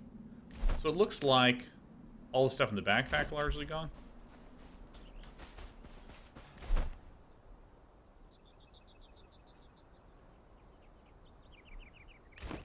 All right, dude. Yeah, no, I love a game with a little bit of harshness. Oh yeah.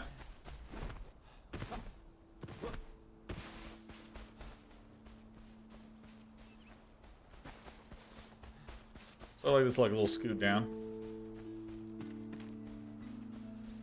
So, I'll be honest with my evaluation of the game. I don't actually feel like I will be able to come up with a good one today, because, like, I just woke up way earlier than I wanted to, for no reason. So my body's stupid.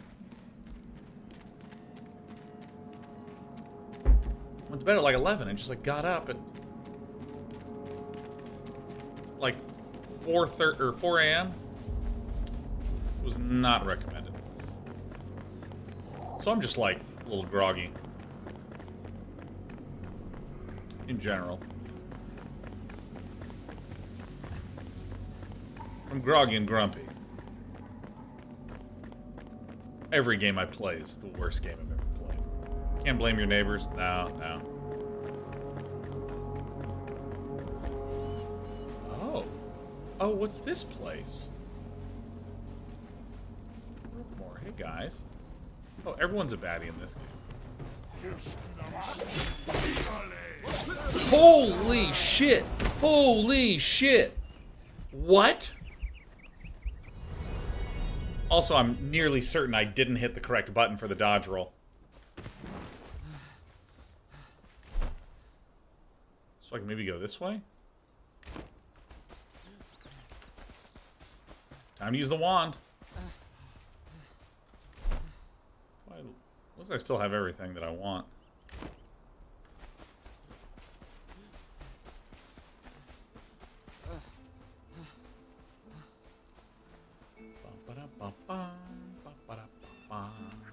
Yeah, for those of you that are not hearing me correctly, I'm not saying my choice to not block and not roll was correct.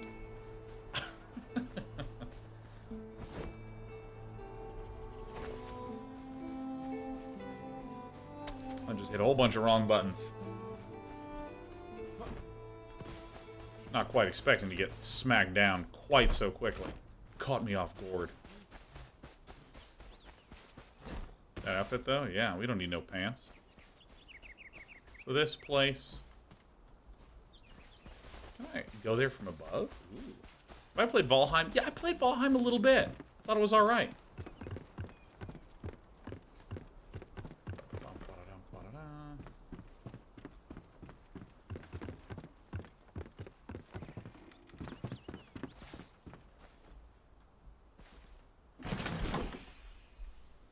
Flint arrow's fine.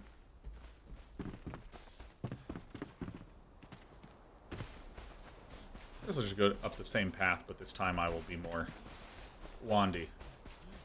Ever play Conan Exiles? Not really. What's the unique appeal to Enshrouded? Asked the last Endo. I think the unique appeal of any survival crafting game is it competently made?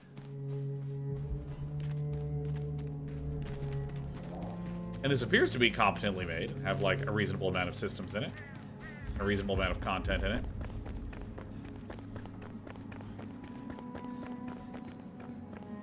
And I mean, like, I actually don't say that jokingly, because I mean, the number of survival crafting games that I've seen in early access that I'm like, this is the worst looking thing I've ever seen. I think there's certain spaces where there's just a lot of polish, large developers, large amount of money being spent on it, like open world RPGs.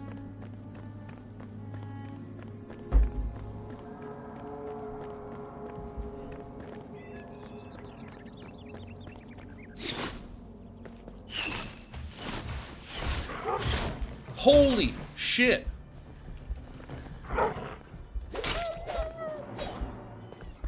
Five. you see that?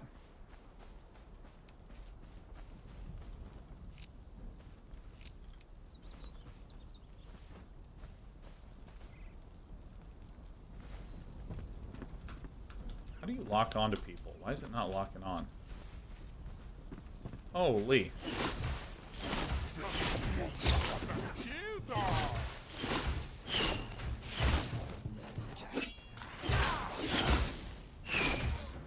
This is the game. Well, I need to replay Elden Ring as a sorcerer. Metal scraps, ship it.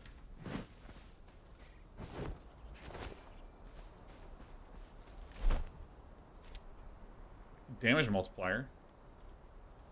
Alright. Sweet. Oh. Oh my god.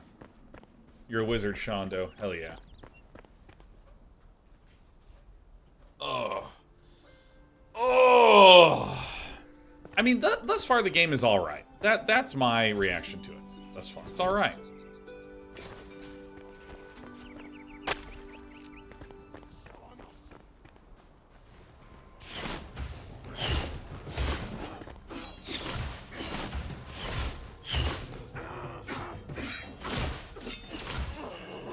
Combat seems pretty dry.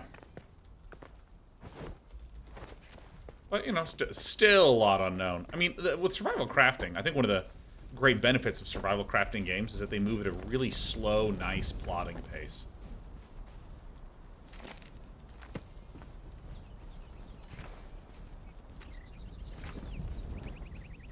And so it's just really chill. It's really great.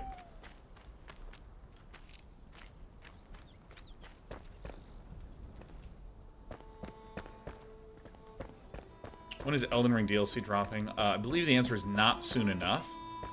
Couldn't possibly be soon enough. Old books.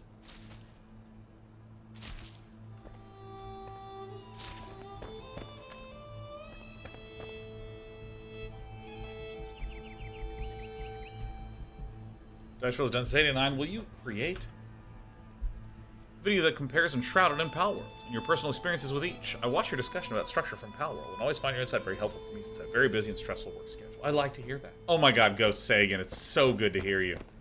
Oh my god, Ghost Sagan. Thanks for the raid earlier. So you're playing Path of Exile early this morning.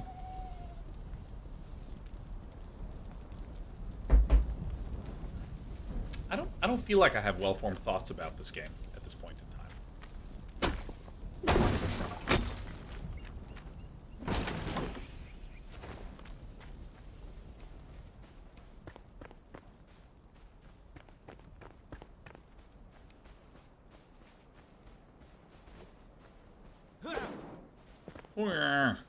Scoop water. I don't know why I want water. Must have been one of my 8 viewers. Damn right, baby. Oh my god, I'm so tired. I'm gonna go as long as I can today, but I might cut myself maybe an hour or two short because I'm a sleepy bear.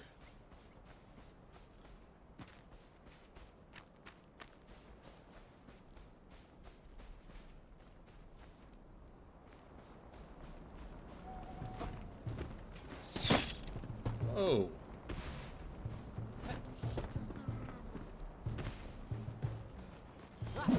That's not the button.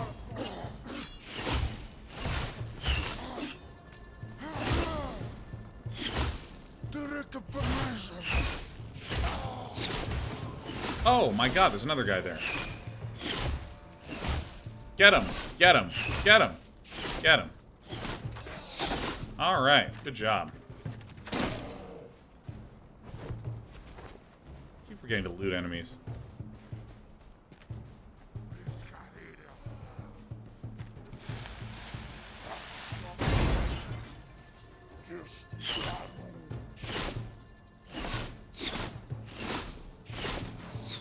Hey, just for God's sake.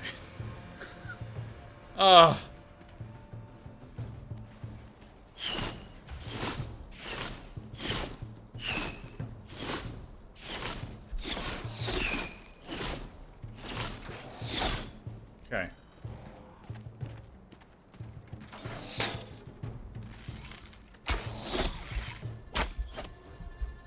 Alright.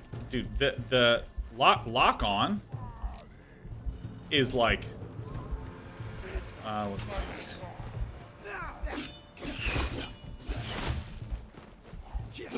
Oops. Yeah, the way that lock-on works is really weird.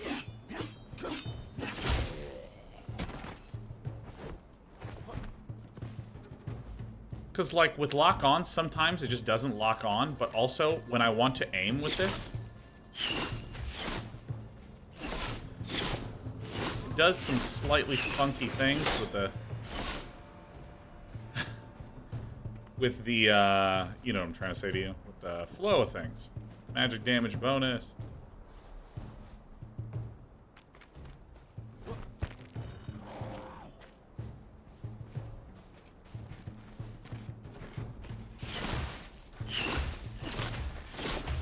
We did it! Woo! Maybe has minimum range to hit. I mean, even when, or let me try to more clearly explain what I mean.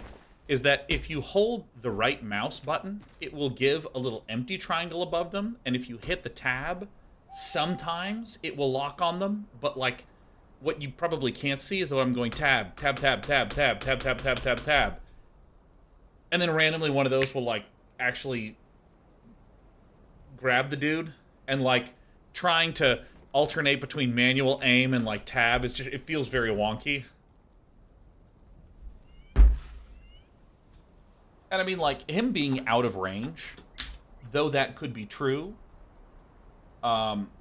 it's still me, like, struggling with the tab and the right-click manual thing, you know, fighting each other.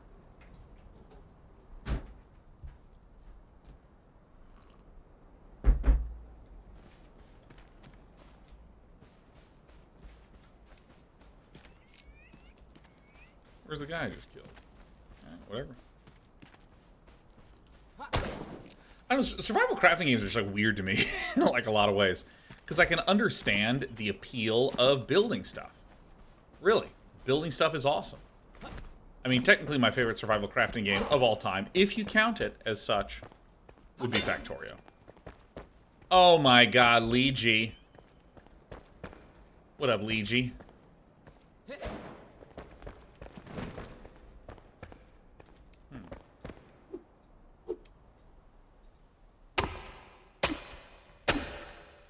Is this, am I doing this right? Oh, cool. Hello.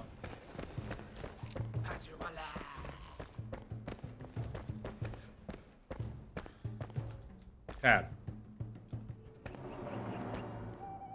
See if I exit this tab mode. Is this Pal World? Everything is Pal World. Yeah, like Factorio, I think is like the best one ever.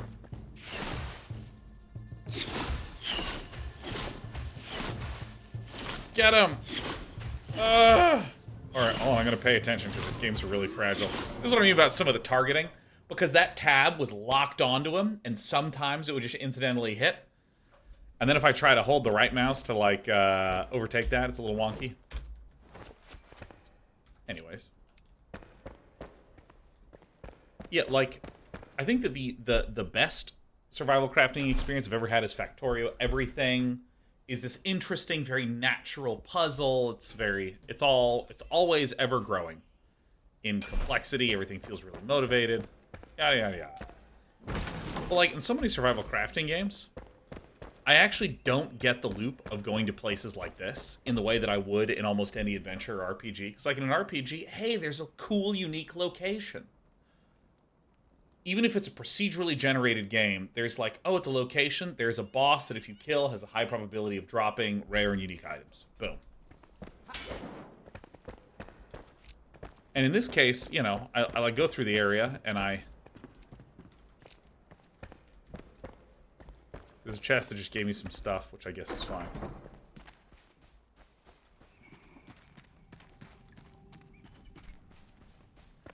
Oh my god, dude, Lee. Satisfactory is also a lot of fun. So if I go to my character sheet, still level 2. Alright.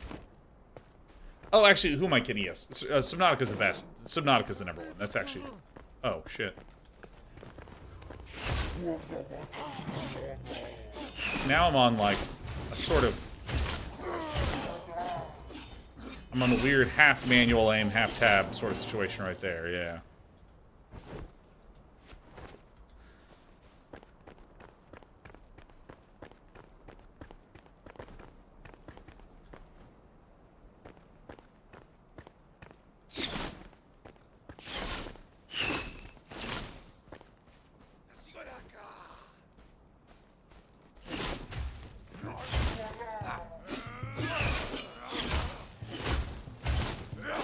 Yeah, Minecraft I've not played almost any of. Like, a very small amount.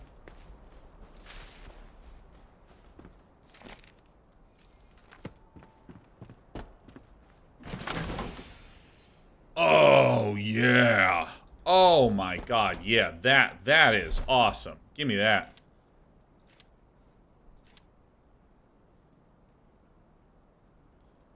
And is it worse than my...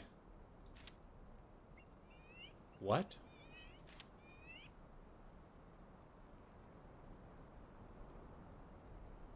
So is this worse than my existing sword? Alright. Well, to the bin.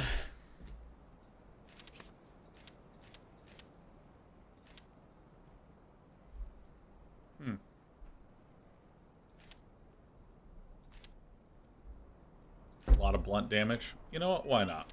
Let's give it a shot. Put it in the 4 slot.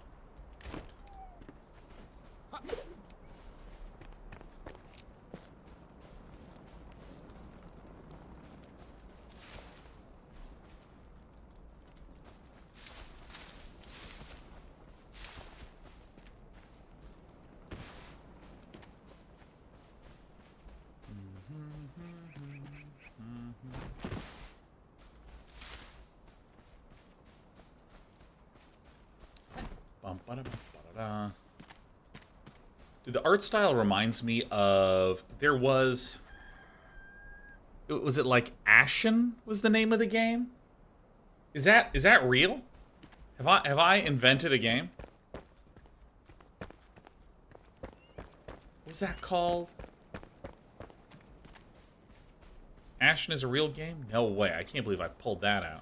It's like Ashen with like slightly higher fidelity. It still has that sort of blocky, chunky, miniaturized look and feel to it. Oh, whoopsie daisies.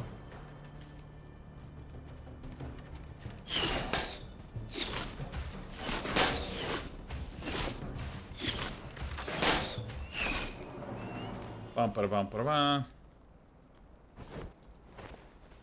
Metal scraps. That one's for you, Lee.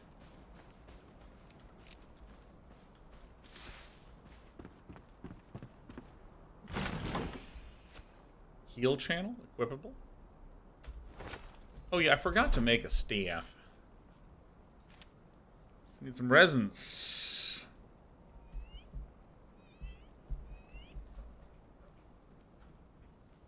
Yep, Ghosty it is. That's the one.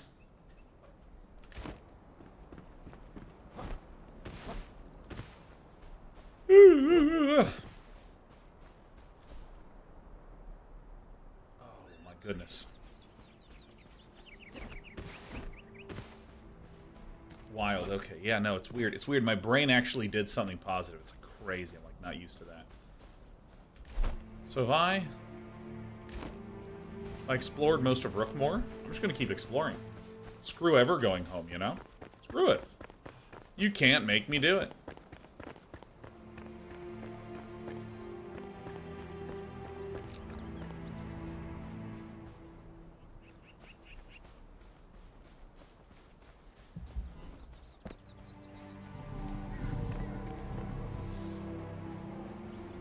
I mean, I hear a snarly barley guy.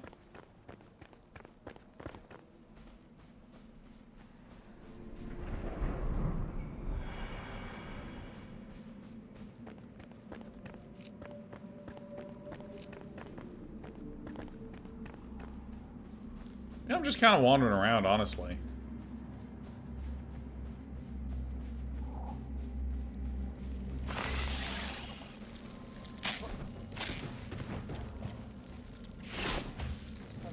we have enemies. 6 health. Oh, 6 XP.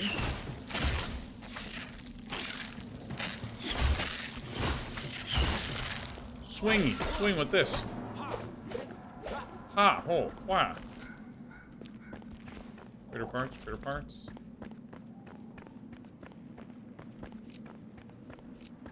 I guess I go home.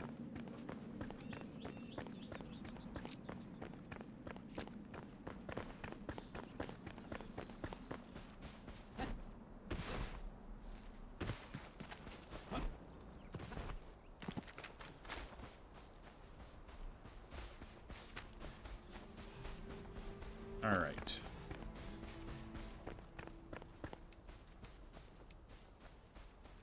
I guess I wander home.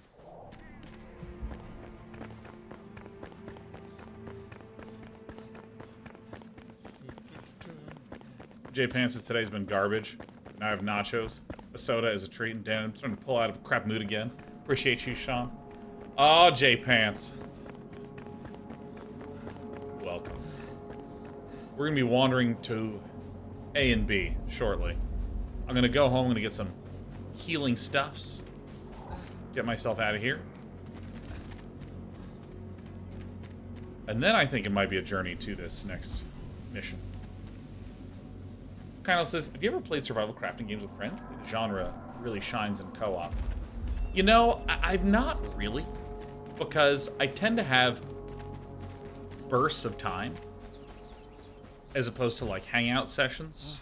And these games really feel like they require large blocks of time. The only time I really have large blocks of time to play a game is when I'm streaming, so I mean, honestly,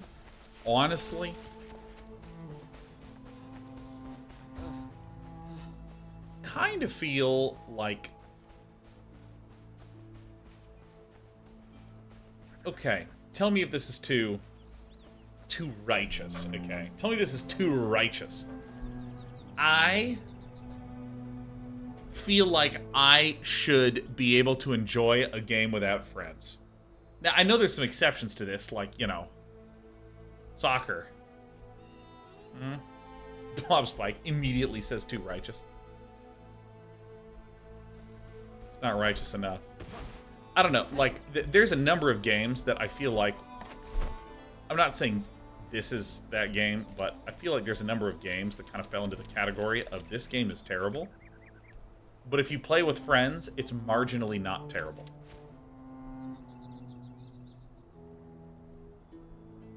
You know what I mean?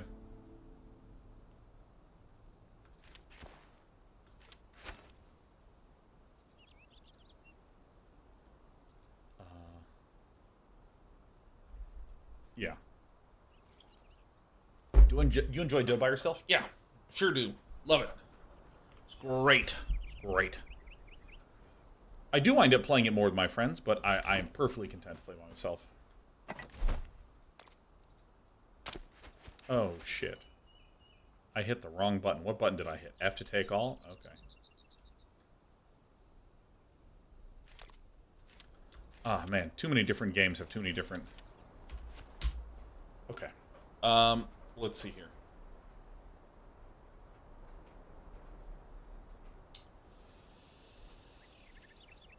Let's see here.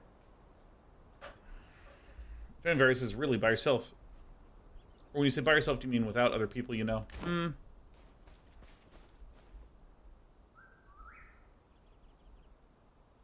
So to avoid getting sucked into some semantic stuff, I fully recognize that there is a game like Overwatch that is designed to be 5v5 or 6v6. It is built to be that way, period. And therefore, playing by yourself is either playing with strangers or playing with people that you know. So maybe we shouldn't count those sorts of things. But, like, if there is an MMO where there are quests to do and things going on, like World of Warcraft, yes, I understand that raids require 40 people or 60 people or whatever the number is. It requires that large amount of people to do that specific, designed for a large amount of people activity. But, like, I can play WoW by myself and enjoy it. I can play Path of Exile by myself and enjoy it. I can play all manner of other games by myself and enjoy it. And I mean, I will point to Factorio. Factorio is so fun to play by myself. So fun. And I can hop on a server with a bunch of people who like to build trains. We can all build trains together. Oops.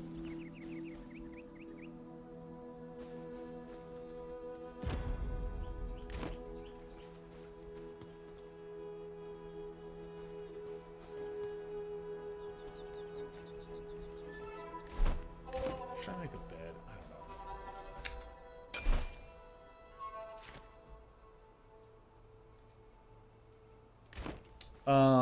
know. Let me try to assemble my brain a little bit. Full armor set, so I still need the pants, so I have all those. Is that it?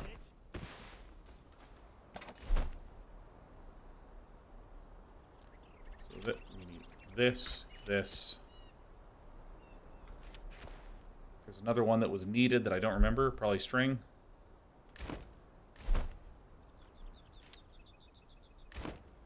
All right, let's go get some plant fiber.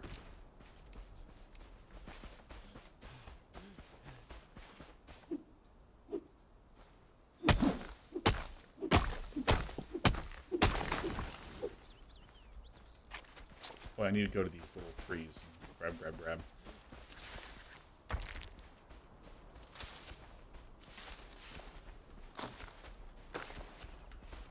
Alright. Alright, here we go.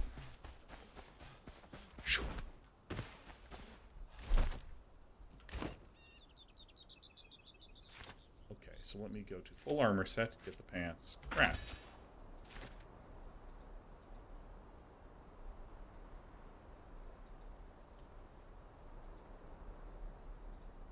Huh.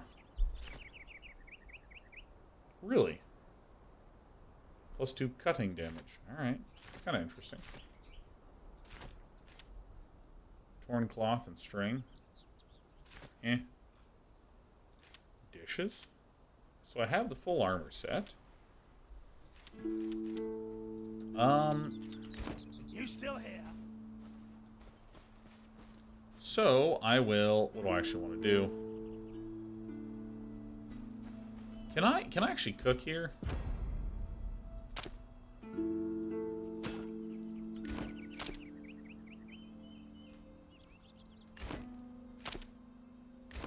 Okay.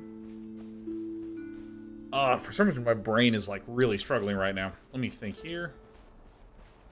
So can I make a campfire? Campfire is I just need some logs, so I'm going to do that, and I'm going to cook some meat, and then try to just see what eating does. Why not?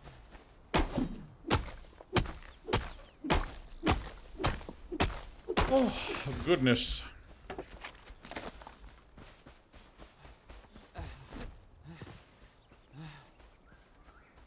Okay, so... These curses, I will say that I will watch someone play some of these games because I'm never playing these, but some of these games I really just refuse to watch. You know, it's funny. I am actually having a moment of, like... I cannot tell if the fact that I slept just a few hours last night, and when I'm low on sleep, I just struggle with enjoying anything. I'm wondering if my general sentiment and opinion is being overly colored by that right now. But, like, I don't know, there's this kind of thing where I'm just, like...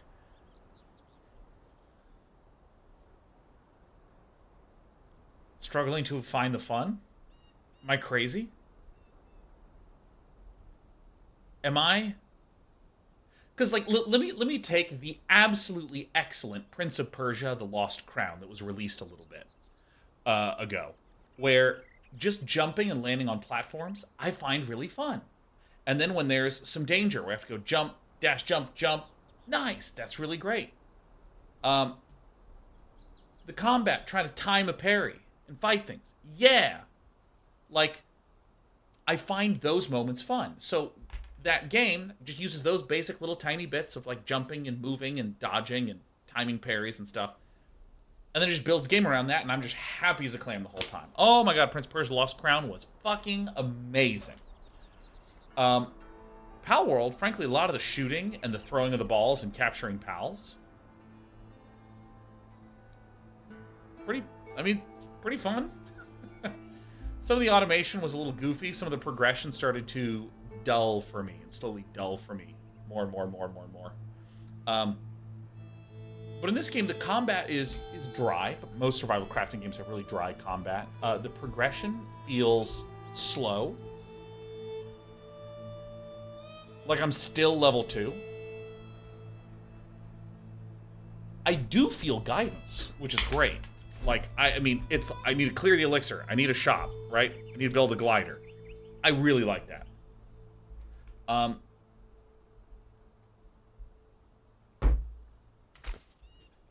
But I don't know, there's just not like some fun lean in moments, especially because like the way that I fight is I just back up and I hit this. Yeah, and see, Kyle says, I want to see what the blink ability is like. Yeah, I want to have some progression. I want to have some pips of progression, man. I want to have some stuff changing. I want to have some escalation. I want to have some things changing, baby. Glider. Where's my cheeky glider? String, Shroud Spores, Shroudwood. String, Shroud Spores, Shroudwood.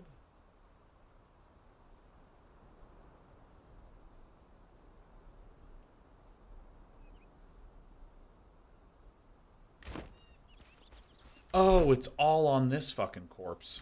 Oh. Alright, here I go.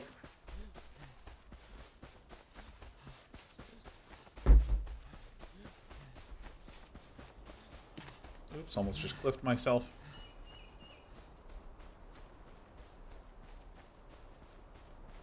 Actually, there is another thing I want to do. I want to build a staff and use this healing charge.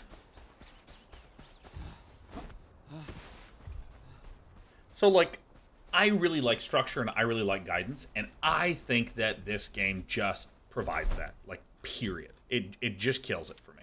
It's great. We need some bones. Some bones are their dollars.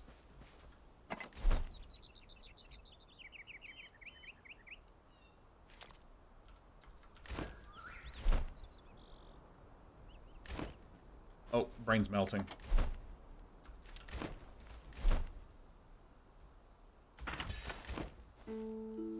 So, let's see what the staff that goes. Why not? Let's put it on 5.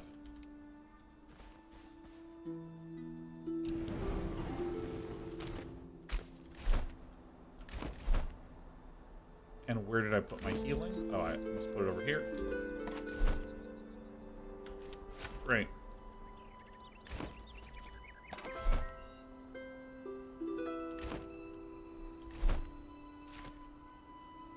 Jesus. Okay. Okay, hold on. I'm just trying to organize my stuff.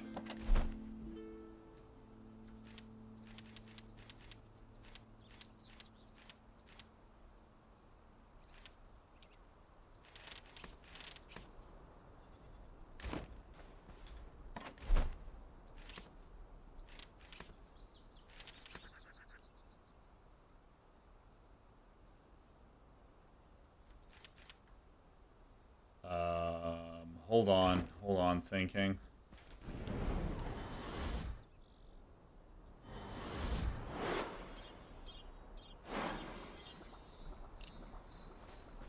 Okay.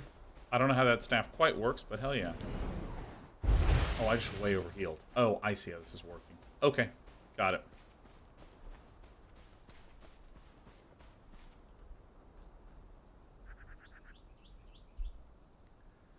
Azarias. This is so funny. Skulls reads like a high school testing prompt, and I just love this. Azarias, this game looks pretty and smooth so far, but maybe a bit generic. Do you think it distinguishes itself from other survival crafters, and if so, how?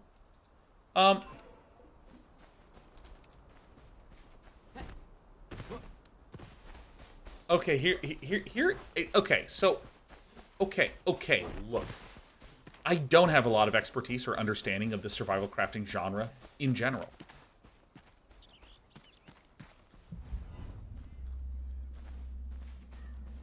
How does it distinguish itself?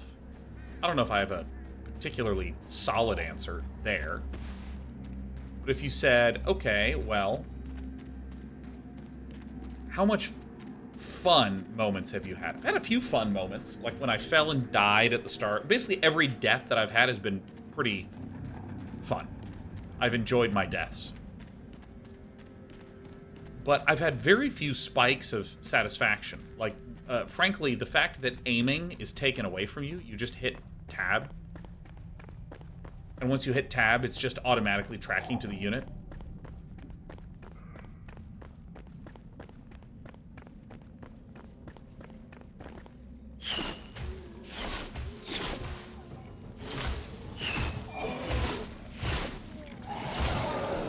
Like, this is very bland combat. It doesn't need to be bland combat. I'm sorry, it doesn't need to be super dynamic combat. You're seeing it's just automatically tracking to this guy. I've actually turned off lock on in that situation, and it just tracked. See, I'm literally just left clicking, and it's perfectly going.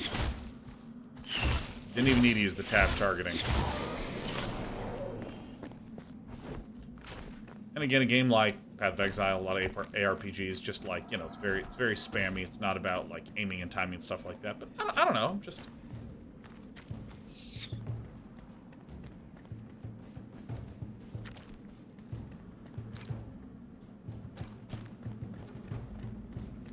not doing it that much for me. Yeah, I'm just not having the kind of fun spikes that I am wont to have.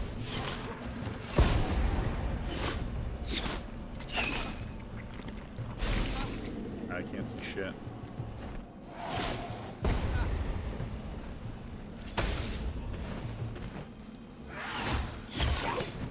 Whoops.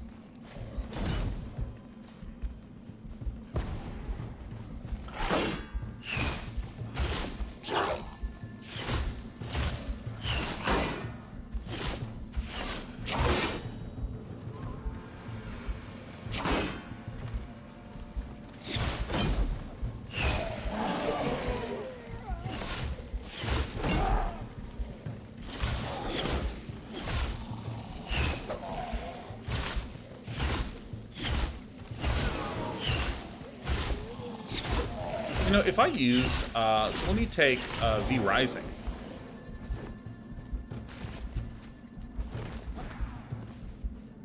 V Rising had an incredibly rich, satisfying combat system. And every time I went out, I had this huge motivation.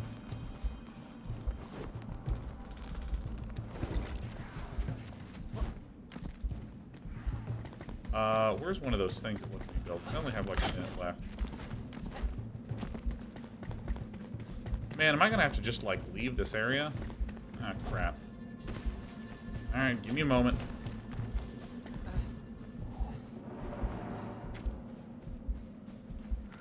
I actually have another bandage.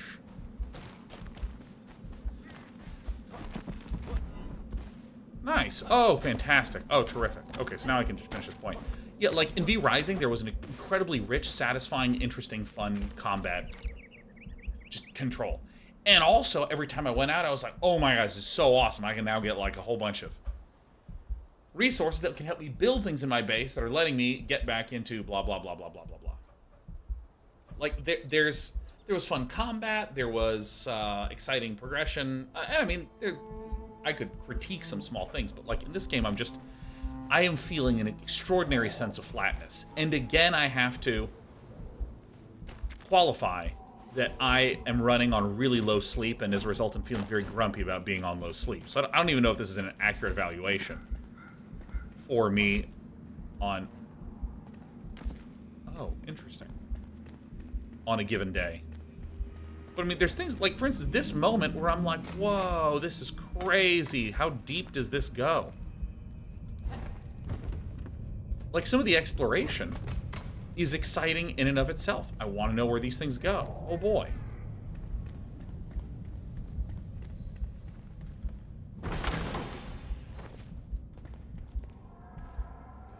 At the same time, I'm also feeling a little bit of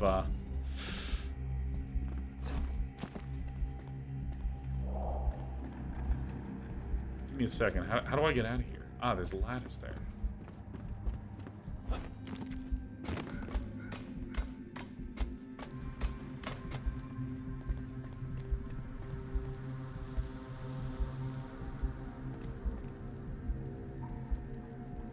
Nice.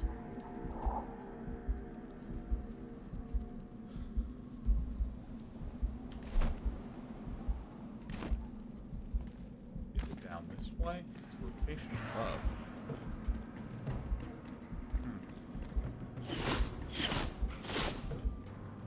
Yeah, there's just not been spiky. Combat spiky. Holy fucking shit.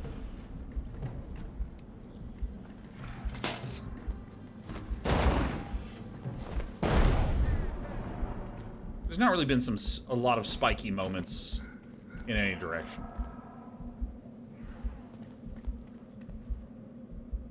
I do not think I understand what it means by location above here. Can I craft a bandage? Yeah.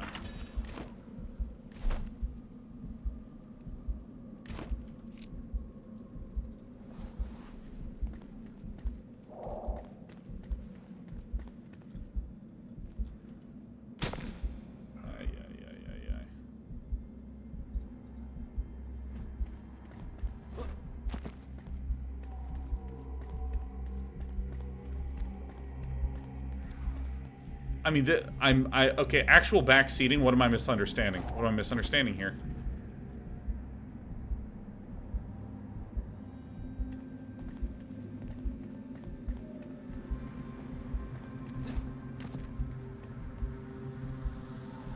The game is wrong, it's below you.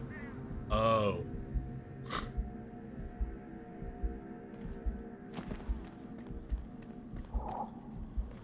Alright. Down the hatch, then.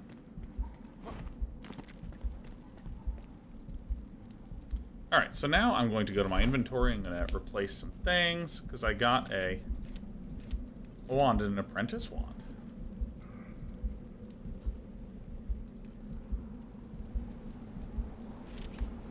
So let's see what this does, and I feel like I got another interesting thing.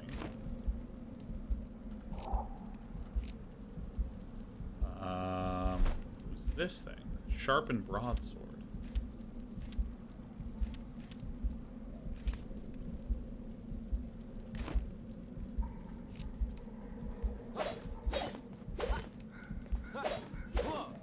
Literally exactly the same. Okay. Alright. Yeah, no, I don't think I'm going to be playing this game for that much longer, to be honest.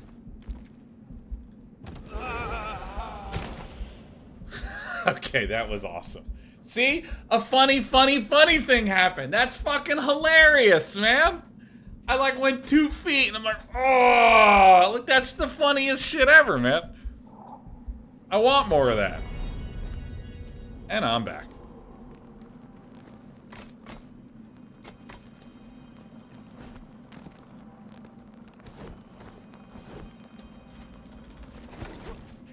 How close is Breath of the Wild design? Utterly different game, have nothing to do with each other.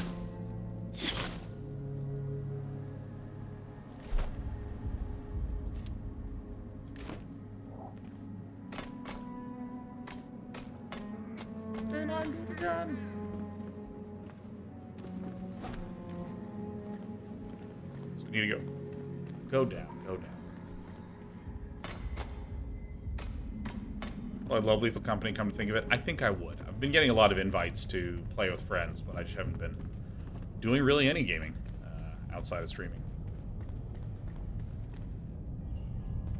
Cool. Like, this is sweet. My character is still level 2.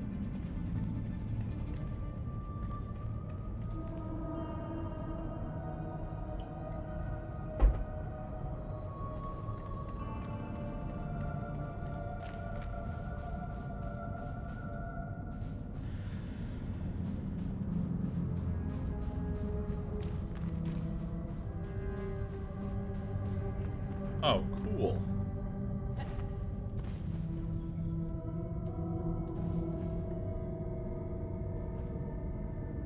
That's so awesome. Does this burn if I touch it?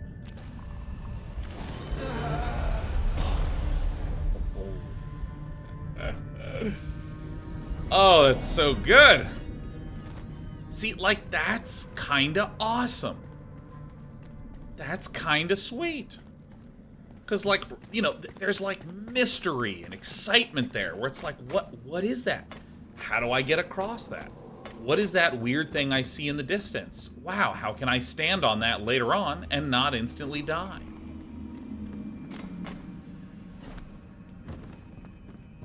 It's awesome. It's so good. Like, frankly, one of the best motivations is, what the fuck is that? It's such a good motivation.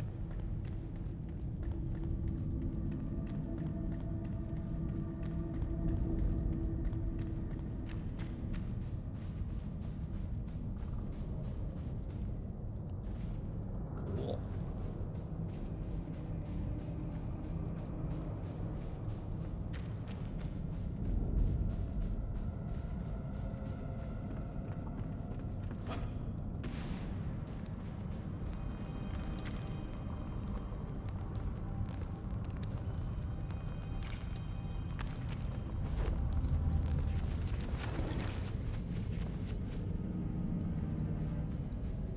Cool. Awesome. Nice. Sick.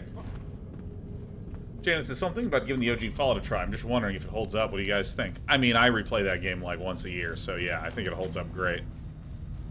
I rarely deviate from my same build, and I always do. It's a lot of fun.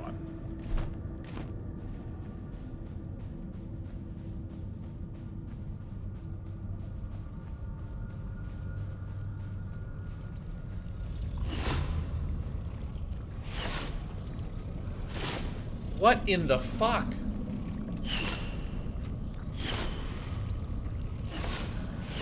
I can't even tell you how many buttons I'm hitting right now. Oh, there it is.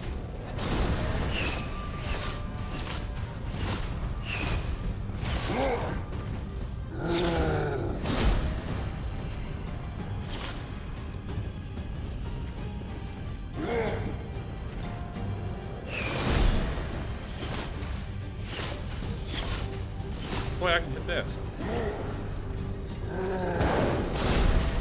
Oops, I hit the wrong button. Ay, ay, ay, ay, ay.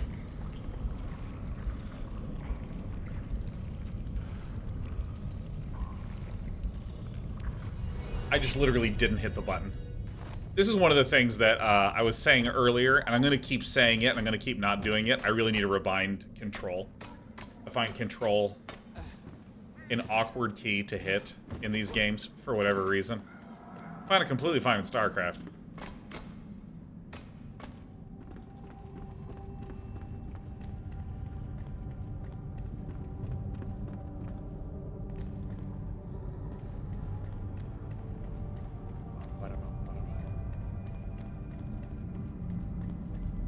Yeah, the Snow Show says, I can't replay games like that. I mean, it's identical to the last playthrough, so it's boring. Do you guys not remember all of it step by step? Fallout 1, oops. Well, fuck me for clicking back inside the window. Fallout has a lot of variations in it. But also, there's this kind of, like, detail in the game that I think is really beautiful. Alright, now I'm gonna need to hit the take all button.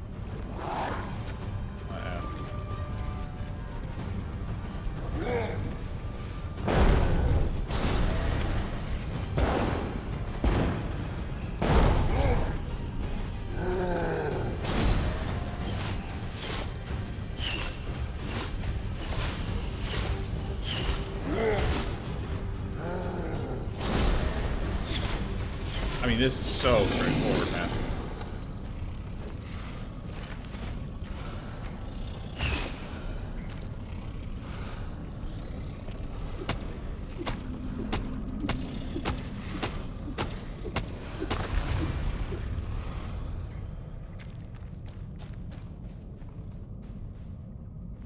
Fucking sweet. All right, what do I have in the backpack?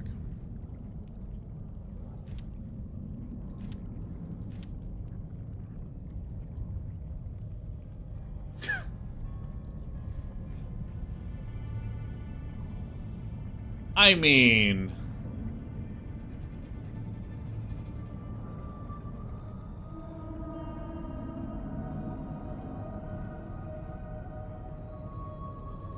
I'm in such a weird mood today.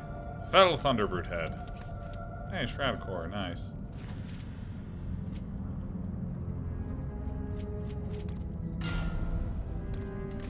So...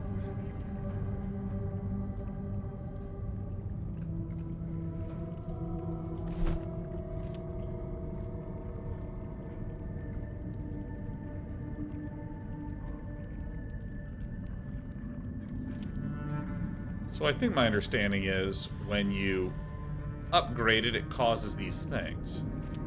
I can upgrade it once and cause this thing, and upgrade it once and cause this thing.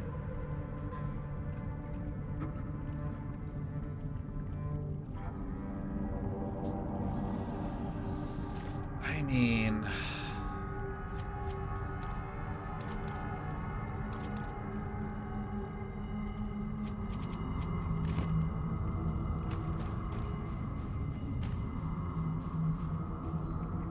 Okay, look. Here's kind of what I'm thinking. I have a really weird reaction to this game. I have like a profoundly odd reaction to this game because I kind of feel like I can see some small changes making this fucking so satisfying. But I think I kind of am feeling like this game is like a 2 out of 10 right now for me. Like maybe a 3 out of 10. Maybe actually I think 3 is right. And I want to explain that because thus far the game has given me essentially no spikes. It has been very competently made. Super smooth, everything. The construction system of building I didn't really get to use, but it makes sense to me that it would be awesome to do stuff with. But I mean, my combat has been this while reading chat. Pretty much every item I've gotten has been worse than the stuff that I've crafted, and I recognize that I'll be able to upgrade later. I recognize that maybe there'll be different enemies. That boss fight was kind of fun. But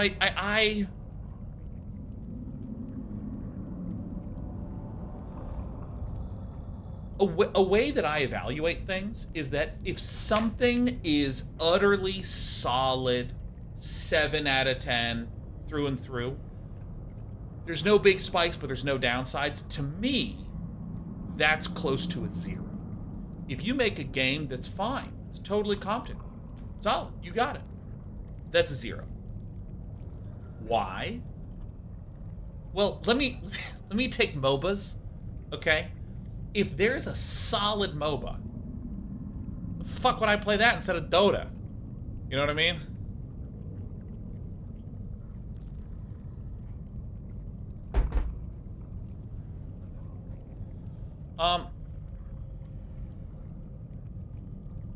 Yeah. It's just like, why would I play like a solid MOBA if I could play League of Legends? Like, why? And so, like, as I'm playing this, I have all these games that I have access to that have spikes, that have awesome stuff. Like, let me ignore all the multiplayer stuff and just talk about the single player things.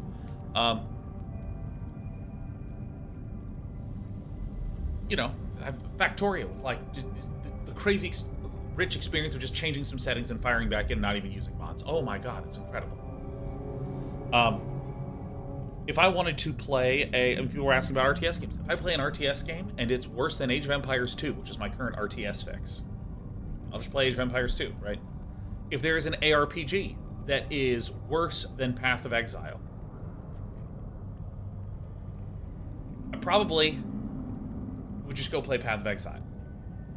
And so, one of the reasons why I kind of have this feeling of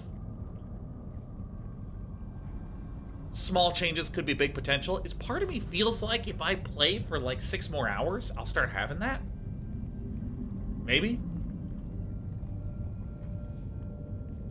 You know, but this is one of the reasons why I so typically talk about how critical I think the first 2 hours of playing are. Or the first day of playing. Like, oh my gosh, if I sit down and play in Elden Ring and some crazy shit happens, I mean, I'm like, holy shit, I gotta keep playing this stuff, right? If I play an ARPG and I gain 20 levels, Or at least 10 levels and unlock some new stuff.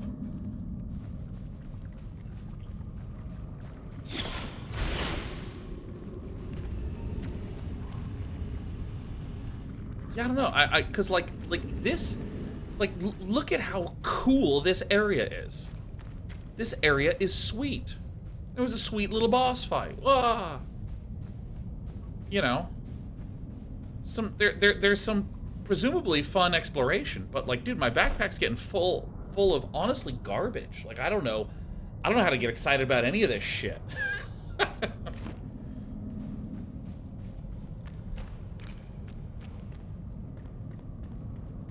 Like, yeah, I can craft a bunch of stuff, but the only thing I really care to craft is like the next level of my campfire.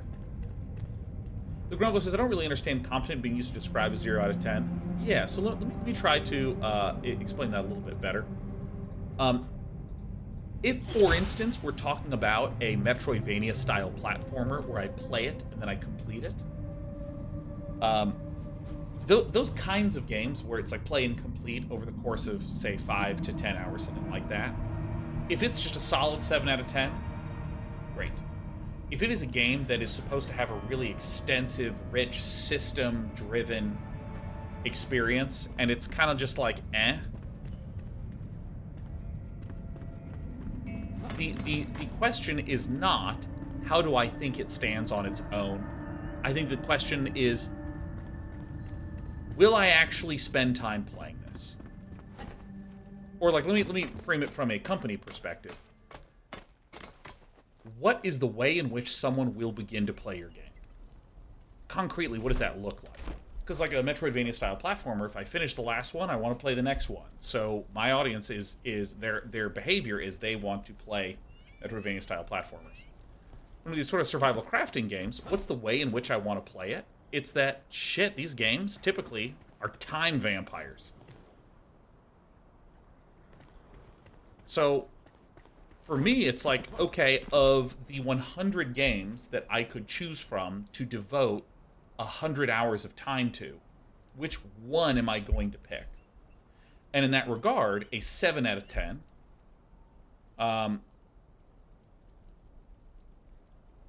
means that it won't get picked because there's an 8 out of 10 or better. So that's kind of what I mean by like a 0 out of 10.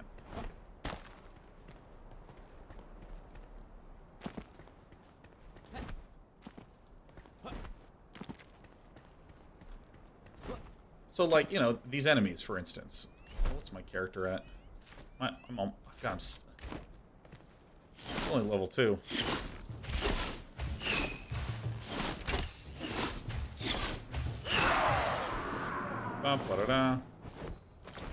Like, that experience was very flat. Not every combat experience needs to be exciting. And frankly, a game doesn't need to have exciting combat.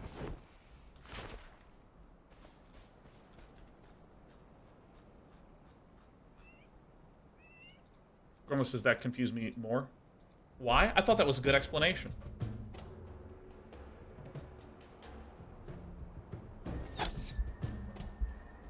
Uh-oh. Uh-oh, where's my mouse cursor? Oh, shit. I lost my mouse cursor. Where is it? There it is. I'm blocking. Where was the enemy? My mouse moved on to my other... Oh, there he is. Okay. Dude, that sent me into a state of panic. So I have one mouse that moves among all my computers with this great piece of software.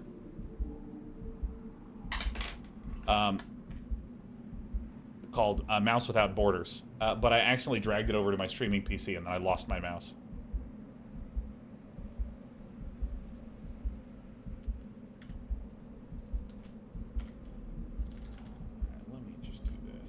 Fast.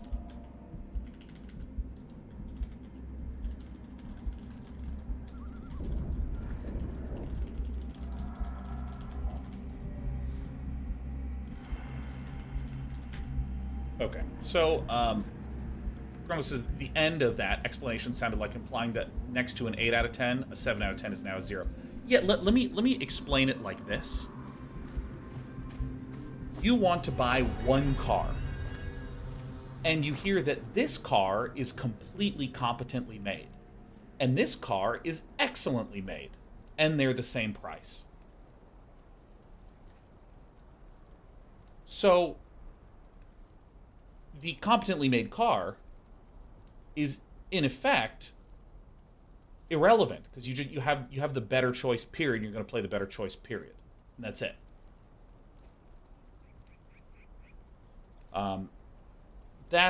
That's maybe a better framing. So if someone's sitting down to pick one game to play,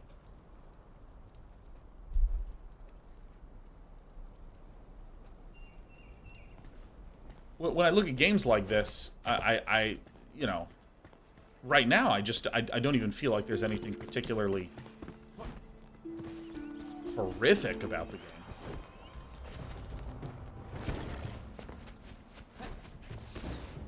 Being shot at from somewhere again.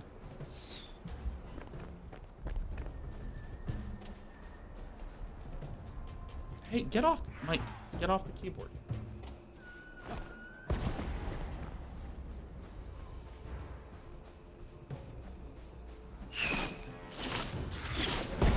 And also, I mean, in like a...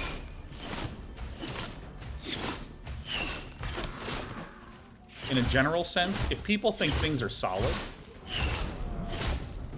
like, oh yeah, this sort of thing is totally fine. The Grumble says, okay, that sounds a lot more like a binary recommend, don't recommend than a grading scale, though. It is not a binary recommend, don't recommend. That is not true. I feel like I am saying the words, and I mean my words like just plainly as I mean them. Which is that if something is fine, it creates no spikes of excitement or negatives. It's overall a very bland experience. There's nothing exciting there. It's there. It's just there. Because I think that when people tend to rate something really low, what they tend to focus on is some extreme negative. Like, oh my god, the performance was horrific. Or level 1 was awesome, level 2 and 3 were terrible, and level 4 was great. And I think that what I'm rather saying is that if something is okay across the board and is fine across the board, I mean, it's doing nothing for me. It's nothinging me. And so, does this game have combat that's fine? Yeah, it has combat that's fine. Does this game have some item progression? Yeah. Is there some stuff to construct? Mm-hmm.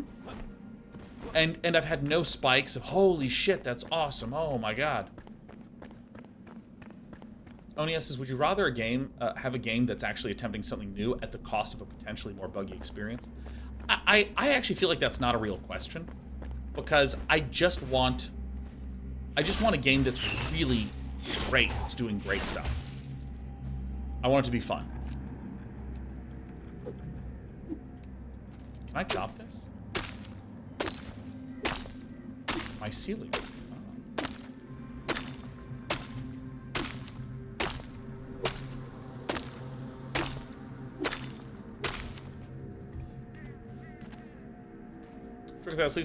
Wait, isn't Global Game Jam over? What's happening on Thursday? Yeah, on Thursday, I'm going to be playing some of the games on air that were made in the Global Game Jam.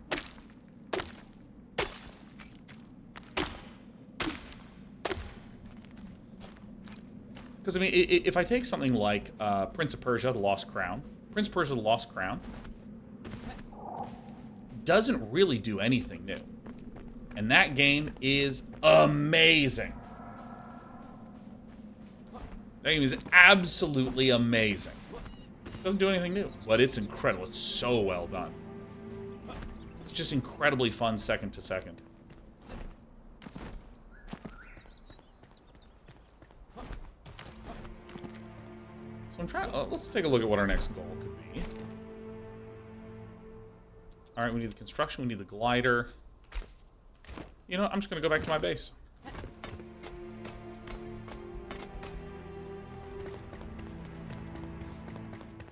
Oh my god, is that Zach I see? Is that Wavy? What up, Wavy?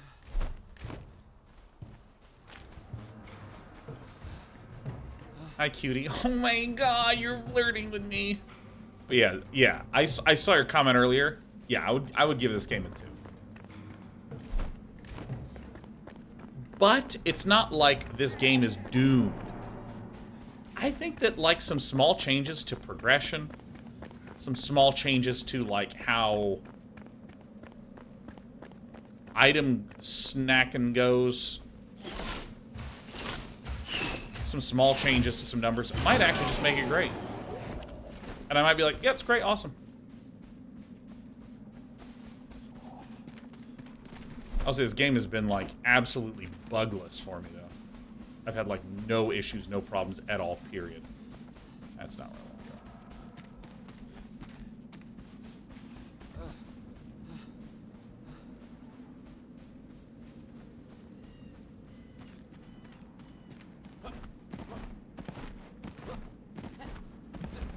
Does that mean Baldur's Gate 3 tomorrow?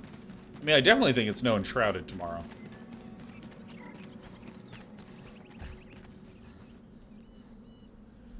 Fiasco says, I'm curious if you have any ideas what it is about this game/genre that seems to capture the interest of a lot of other streamers. You seem to have a harder time finding the fun in. Not super invested in the genre, so I don't know. Well, I mean, I think that, so there are games in this genre that I really enjoy. Stardew Valley, that has a lot of crafting, collecting, building, Subnautica. I'm going to exclude Factorio from there. Let's see.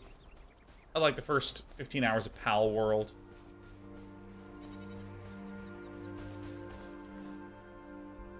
I find it very funny that the comments here are very on point, combat especially, but Day9 is basically playing this like a stereotypical gaming journalist. There is no such thing as playing like a stereotypical games journalist, because I don't read any of that shit. I don't know what that means. Oh my god. Valheim I thought was alright. Valheim I thought was alright. Oh my goodness.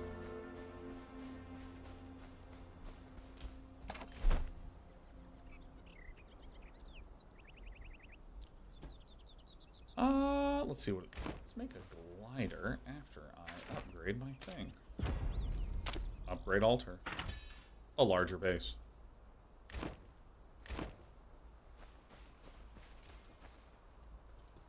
So let me think about this genre. There are. Okay, so.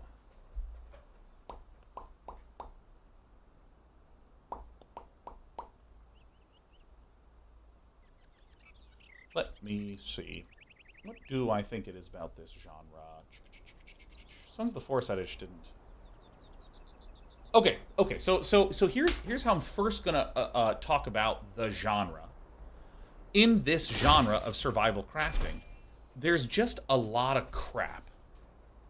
And when I say a lot of crap, I mean go to Steam, go to Early Access, go to Survival Crafting, and just scroll through the releases.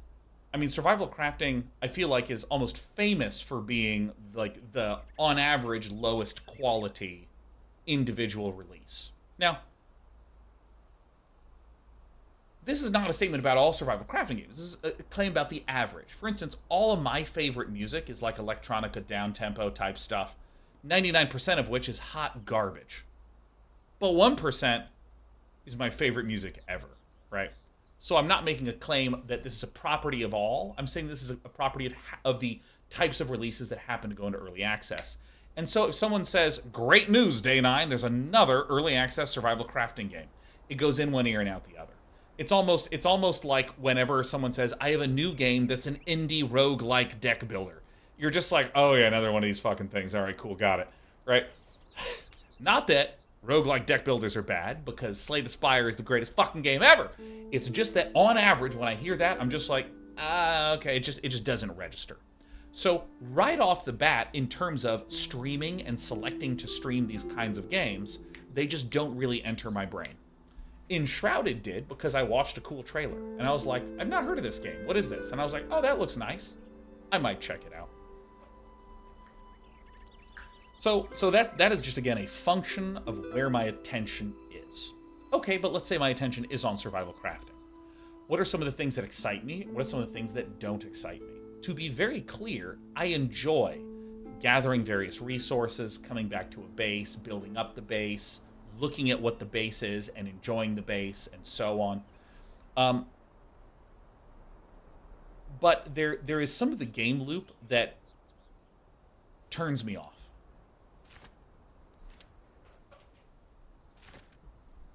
Some of the game loop that turns me off includes the following. First, there are so many survival crafting games where it is unguided, unmotivated.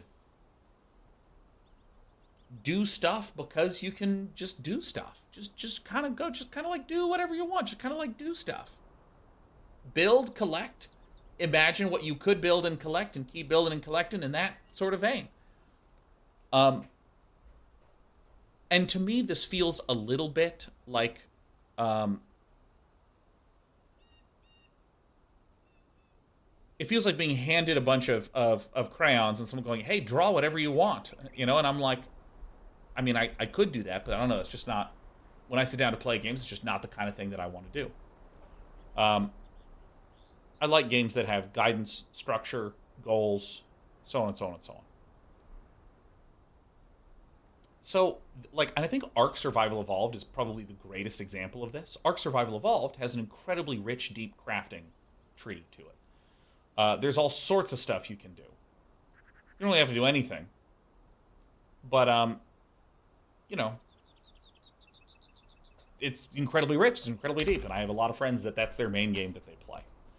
So, again, I've made two comments. Comment one is my attention is just not really there for survival crafting games in general, so I'm not very familiar with the genre, just by virtue of interest. Two, a lot of times there's like nothing that you need to do or that's really structured for you. So, like, you just kind of do whatever you want, and that's like way too much existential burden and angst. I'm just like, dude, fucking tell me what to do, dude. Tell me what to do. And I think there's third. This is a more specific nit. The first two are just my preferences. But the third thing, this is a bit of a nit, which is that if I don't need to care about my base that much, it greatly demotivates the collecting of shit to bring back to improve my base. So, for instance, Stardew Valley, I need to deliberately arrange all the objects in my base to make sure that I am generating enough, or that my sprinklers are sprinkling things properly. I have a barn. I need to go pat my animals. I need to, like, put the grass fields out. I need to open the doors so the barn animals can come out. I need to individually, like, hoe the fields and chop down the trees. And I need to actually do things in this base, which means I spend time being attentive to this base. So when I leave and go to the mines and do things, I come back and I'm looking at this base. In this game, I am like grazing past this base and then sprinting back out. So right now, currently, I just want to observe that I have just not really spent a lot of time getting attached to how this base looks. I have 2 crates, a bench, and a man. This is it. This is all I got. So I think a lot of survival crafting games permit you to build a big base and to do lots of cool things with the base, but because you so rarely need to do anything in the base and spend a lot of time in the base, I don't actually feel an emotional attachment to this thing that I glance at for 45 seconds every hour.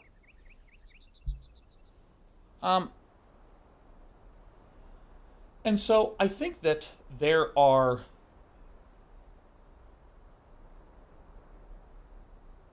a lot of the survival crafting games, and this is where I will include Factorio, where I personally placed every single thing in the base, like Subnautica, where I regularly needed to come back to the base and gather materials to store and construct things to be able to then go out on runs to get more resources, but also to make the next submersible to get to the next level, things like this. Like Subnautica was structured.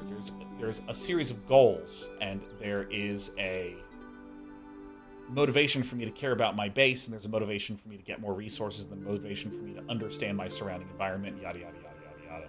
Same with Stardew Valley, same with Factorio. So yeah, like when I'm sitting here in this game, so I mean, if we're being fair, I've played this game for 3 hours, but we'll just call it 90 minutes because I'm slow and I like kind of looking around. The graphics are quite beautiful, and I'm just enjoying myself. But like 90 minutes in, and like this is my base. Fungus says, I don't know, just that he hasn't interacted with a lot of the game. Yeah, I mean, like, I am not making a holistic evaluation and review of the game. I am not a game reviewer. I am not a game journalist. I am not trying to provide truth. I am not trying to help you with your purchasing experience as my primary directive. I'm just, you know, I'm just playing a game. And if you're like, Sean, did you enjoy the last 3 hours? I'd go, eh. You go, really, why? And I tell you, and that's it. Oops, I need to do this.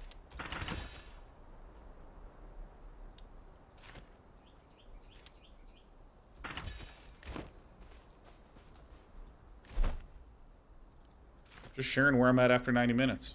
That's about that, you know.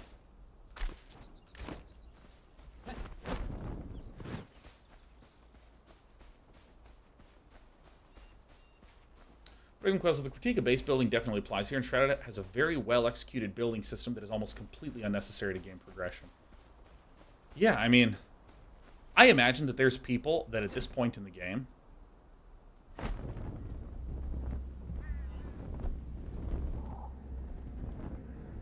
wow, that is generous with stamina. I would not be surprised if there's people at this point in the game have built like a giant, you know, mega base. Oh, shit.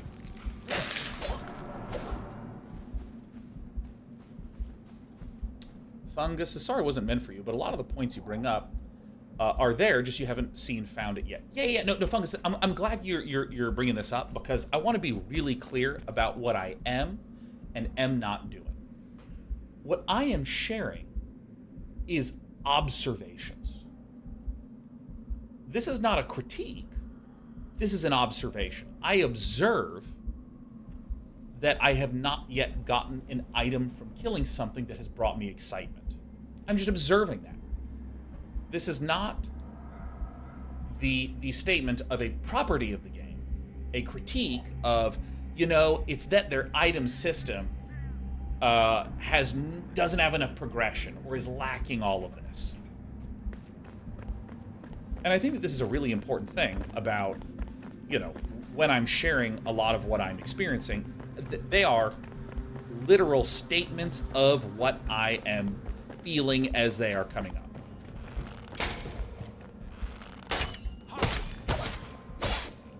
Because if we take combat, I just stood next to this guy and went swing, swing, swing, swing, swing, swing, spam, spam, spam. As an observation, I didn't really feel like I needed to do anything different or really experience a lot of the combat system differently. And I can absolutely imagine someone going, well, actually, dude, there's a lot of different ways to approach that fight, and actually a way that you did it was actually technically very inefficient compared to this other way, and it's really fun to try to learn the most efficient ways to defeat the enemies, and so on and so on and so on. But that statement is completely immaterial, because I'm just sharing my observation that... I'm just sharing my observation that I don't really have that notable of a, I can't talk at the same time. Let me do it on track. Oh, that swing was way too long. No.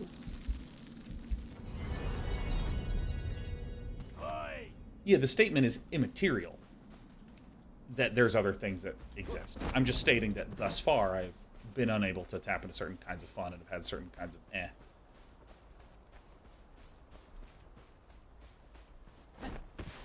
And frankly, in defense of really good games that feel that way, Stardew Valley, about 90 minutes in, I was like, I don't know if this game's for me, man. This game kind of seems weird and not that exciting. I don't know. And now I'm just like, yo, this is the greatest game ever made. I love Stardew Valley. It's the best. Sometimes it does take a little bit to get there. But it doesn't mean that I secretly did have fun in the first 90 minutes and I just needed to understand more. No, I had quite a boring time the first 90 minutes I was playing Stardew Valley. And that's not a critique, that's just an observation. So, I mean, I hope that makes sense when I'm stating a lot of these things. I'm just, like, observing that thus far I haven't really seen that many interesting reasons to do my base building more elaborately. I am observing that I have not gotten a lot of exciting items. I'm observing that the combat's been kind of flat, so on and so on. Or it's been flat, and I've been able to succeed. Photex says, what do you think about being not in the right mood for a game? Oh yeah, of course, dude. I'm running on almost no sleep, and I'm just in a bad mood. You're seeing me at my worst. And I'm in the mood to be reckless and just run around like a lunatic.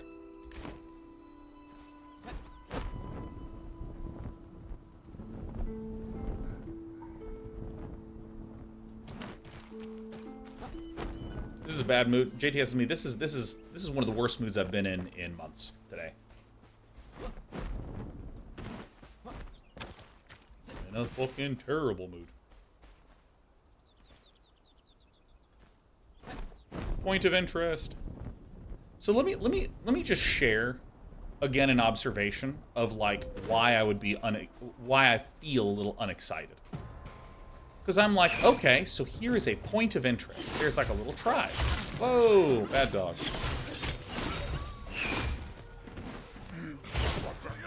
I'm seeing that there's some buildings over here.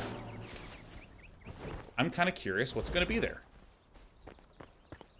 Now, if I think about, like, say, Elden Ring, which I'm going to keep coming to because I want to be consistent in my references.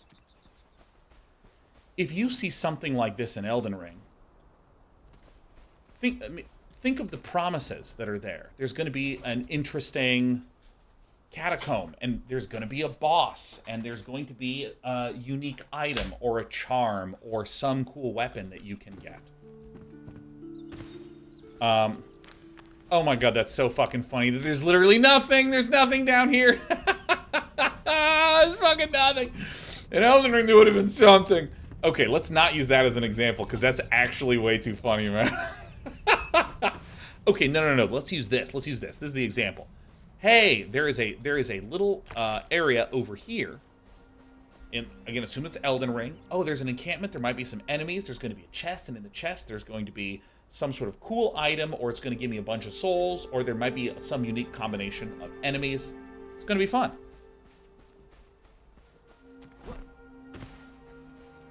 So what's going to happen in this? It says to me, hey, Southern Caravan Camp. All right, a point of interest. Will something interesting be on the other side? All right, there's a corpse, there's a bed where I can go to sleep. All right, there's some lore. I will say that that counts. A little bit of lore. Hunter's bow. Hey! That is exactly the kind of thing. JD says comparing a story game that doesn't have any kind of farming to a grindy farming game with levels. What? What are you talking about, JD? What are you talking about? Sometimes I feel like people just deliberately want to mishear me. Let's move that there. Like this moment where I just went there and there's a point of interest and I got a slightly better bow. Ooh. That's actually kind of awesome. When I open this, and I just get some consumables, JD says Elden Ring to this game, exactly what I typed.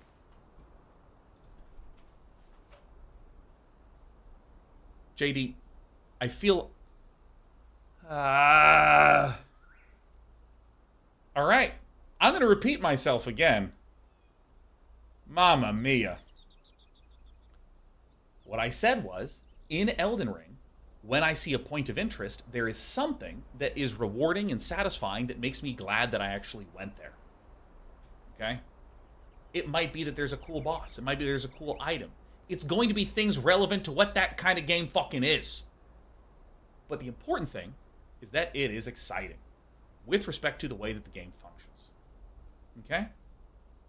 in this game thus far, when I have gone to the points of interest, I don't expect there to be boss fights. I don't expect there to be charms. I don't expect there to be Elden Ring style mechanics. I expect there to be, if there is a point of interest, something that's there that's helpful or positive or joyful within this game as a reward for going to that point of interest. Because if there is not that, the whole point that I'm trying to make is, if a point of interest has nothing interesting there, it makes me unexcited for all points of interest. We can go to a game that's not even one of these. We can go to Baldur's Gate 3, a much more story-driven RPG. Oh, there's something interesting over there. There's a weird, mysterious hidden door. I go to that weird, mysterious hidden door, and you know what I might see? I might meet a character that reveals some really interesting story tidbit, because in a story-driven game, that is a reward that makes sense for that kind of game and genre. So, to say that I want this game to be Elden Ring would be deliberately misunderstanding the point. The point is that games that want me to go to places where there is nothing notable there, over time will make me unexcited to go to new places. And I said, in Elden Ring, I would want something like this to happen. And what do you know? It literally happened. So in fact, that point of interest is a supporting argument for, hey, we have found something interesting.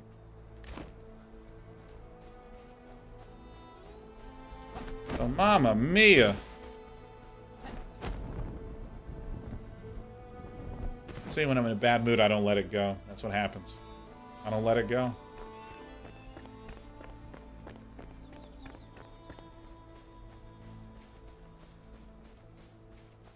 And there is a kind of person that just likes dabbling around, that just likes going to places that look cool and going, wow, this looks cool. And there you go.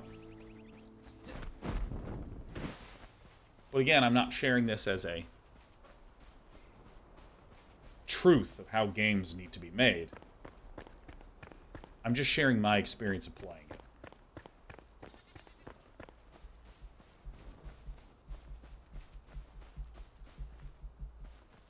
One of the greatest love FromSoft games when comparing games to Elden Ring. I think there's a bit of bias. We already like them.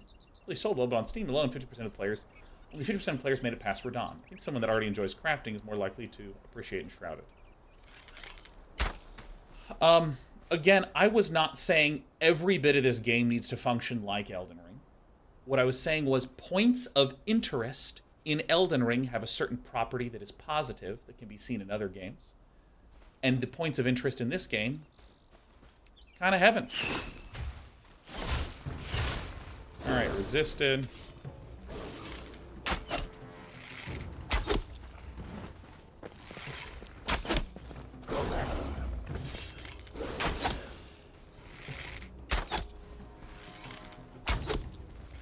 How do I rate Enshrouded so far? I'd probably give it a 2. No, actually, I think 3 is what I settled on. I get that there's a lot of base building and it can be compelling if you want to do it, but I don't know. I've yet to do anything that feels really... 3 out of 10. 3 out of 10.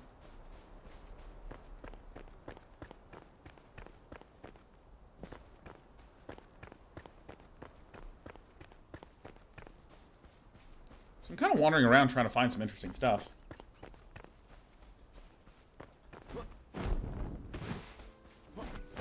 Not 6 out of 9. I mean, honestly, I should probably stop streaming at some point here. I'm curious. I'm curious to keep going. 3 out of 10, really? Yeah. And the simplest statement of it is, everything's fine. It's fine. I think that with some tuning, it might actually become great. I also think it might be that if I got another 3 or 4 hours in, it could be great.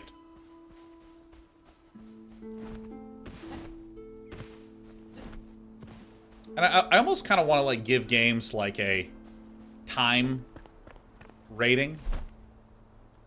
You know, I almost want to say something like, oh yeah, that game, the first, like Pal World, I think the first 2 hours, I'd probably give like a 10 out of 10. Very compelling first 2 hours. At the location I'm at right now, Holy shit, I keep hitting the wrong buttons.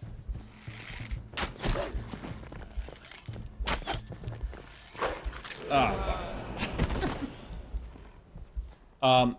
But now that I'm like 15 hours into Pal World, I'd give it like a, 4. Something like that. Also, there's something that I feel very self-righteous about. If there's a 10-point scale, we should use every point on the scale.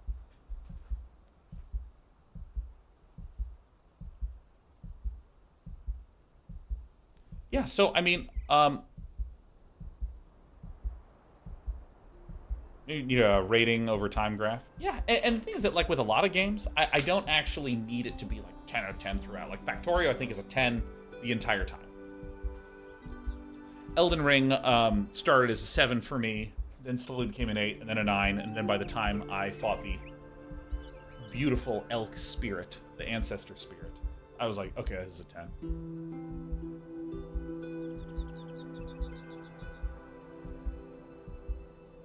Yeah, so I mean, I would say that, like, Power World was like a 10 for the first hour or 2, then it was like a 9, and then an 8, and then rapidly went down to like 4 or 5. I was like, huh?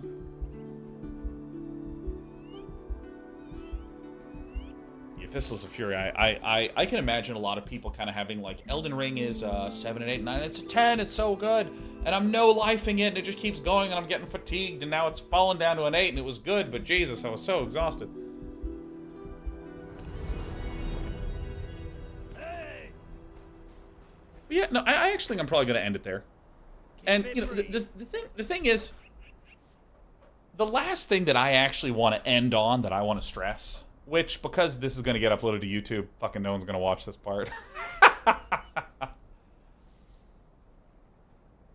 I think that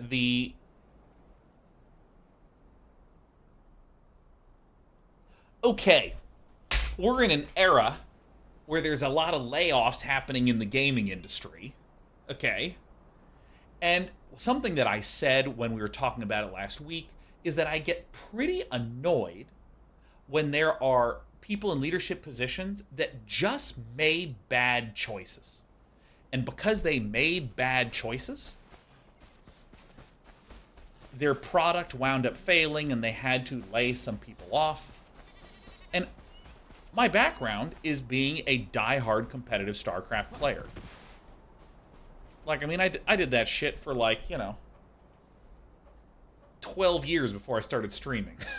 Right?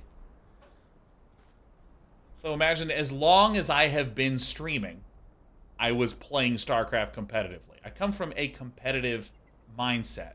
And a really important thing with a competitive mindset is a loss is a loss, and that's okay. It's okay to just say it's a loss.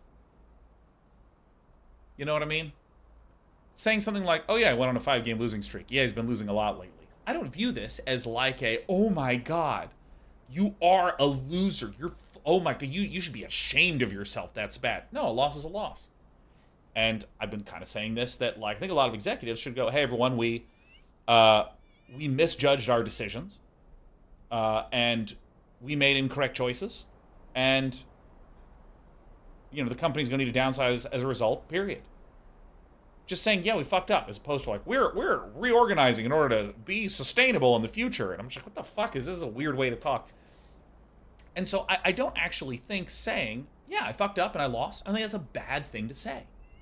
I think it's a intelligent thing to say. I think that it's very plain. In the same way that if I burned my pizza, I would say, whoops, burned the pizza. I wouldn't go, I am reevaluating this pizza to focus more on sustainability. Like, it doesn't fucking mean anything. It's weird. It's crazy.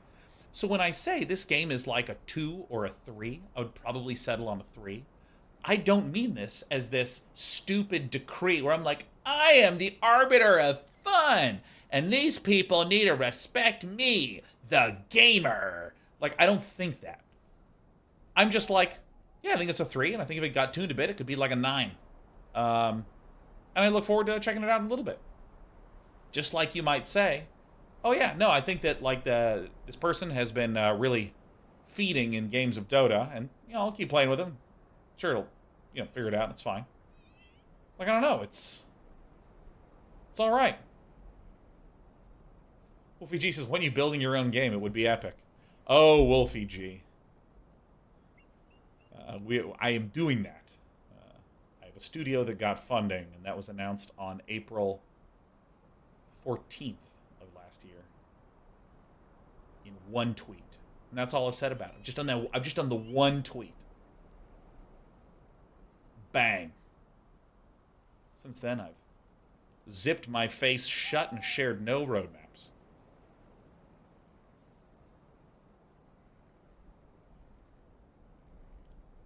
But, any genre hints, timelines? Hell no, Root V. Your question is very reasonable. It is a very reasonable thing to say. Hey, can I have some information? But I am taking the approach of, I'm going to share no information. Because if I have no information out there, that's the easiest way to manage expectations. I mean, you know, it's just me who's going to be the communication point, you know what I mean? And it's just so nice. It's so nice to have nothing out there. It's really nice. Because, I mean, you know, I'm coming up on my 10th year of hosting the PC Gaming Show. And there have been so many games that have pumped up, hyped up, and frankly looked good. But then maybe their project got canceled, or they wound up shifting to something else that was perfectly reasonable, but because people were excited about that, and now it's this, you know, there's disappointment. And of course, with any answer that you give generates 3 more questions. Any answer you give generates 3 more questions. Ghosty says, like, Skull and Bones. Yeah, like, if Skull and Bones just didn't fucking say anything and then was like, hi, we're Skull and Bones. Boom, there you go. It's great.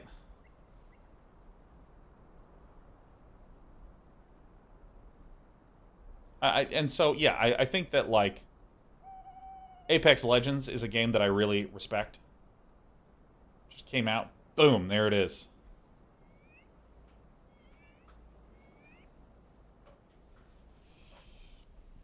Nedian says, I so wish devs would learn to stop talking about things when you don't know what the thing is. I kind of get it. I kind of get it. So, you know, here's what I'm going to do. I'm going to stop streaming the game. I'm going to end this game segment. Then I'll be happy to do a little chatting time and then sort of like turn the stream off a little bit like that. But give me a moment to use the restroom. And I think I'm going to end here.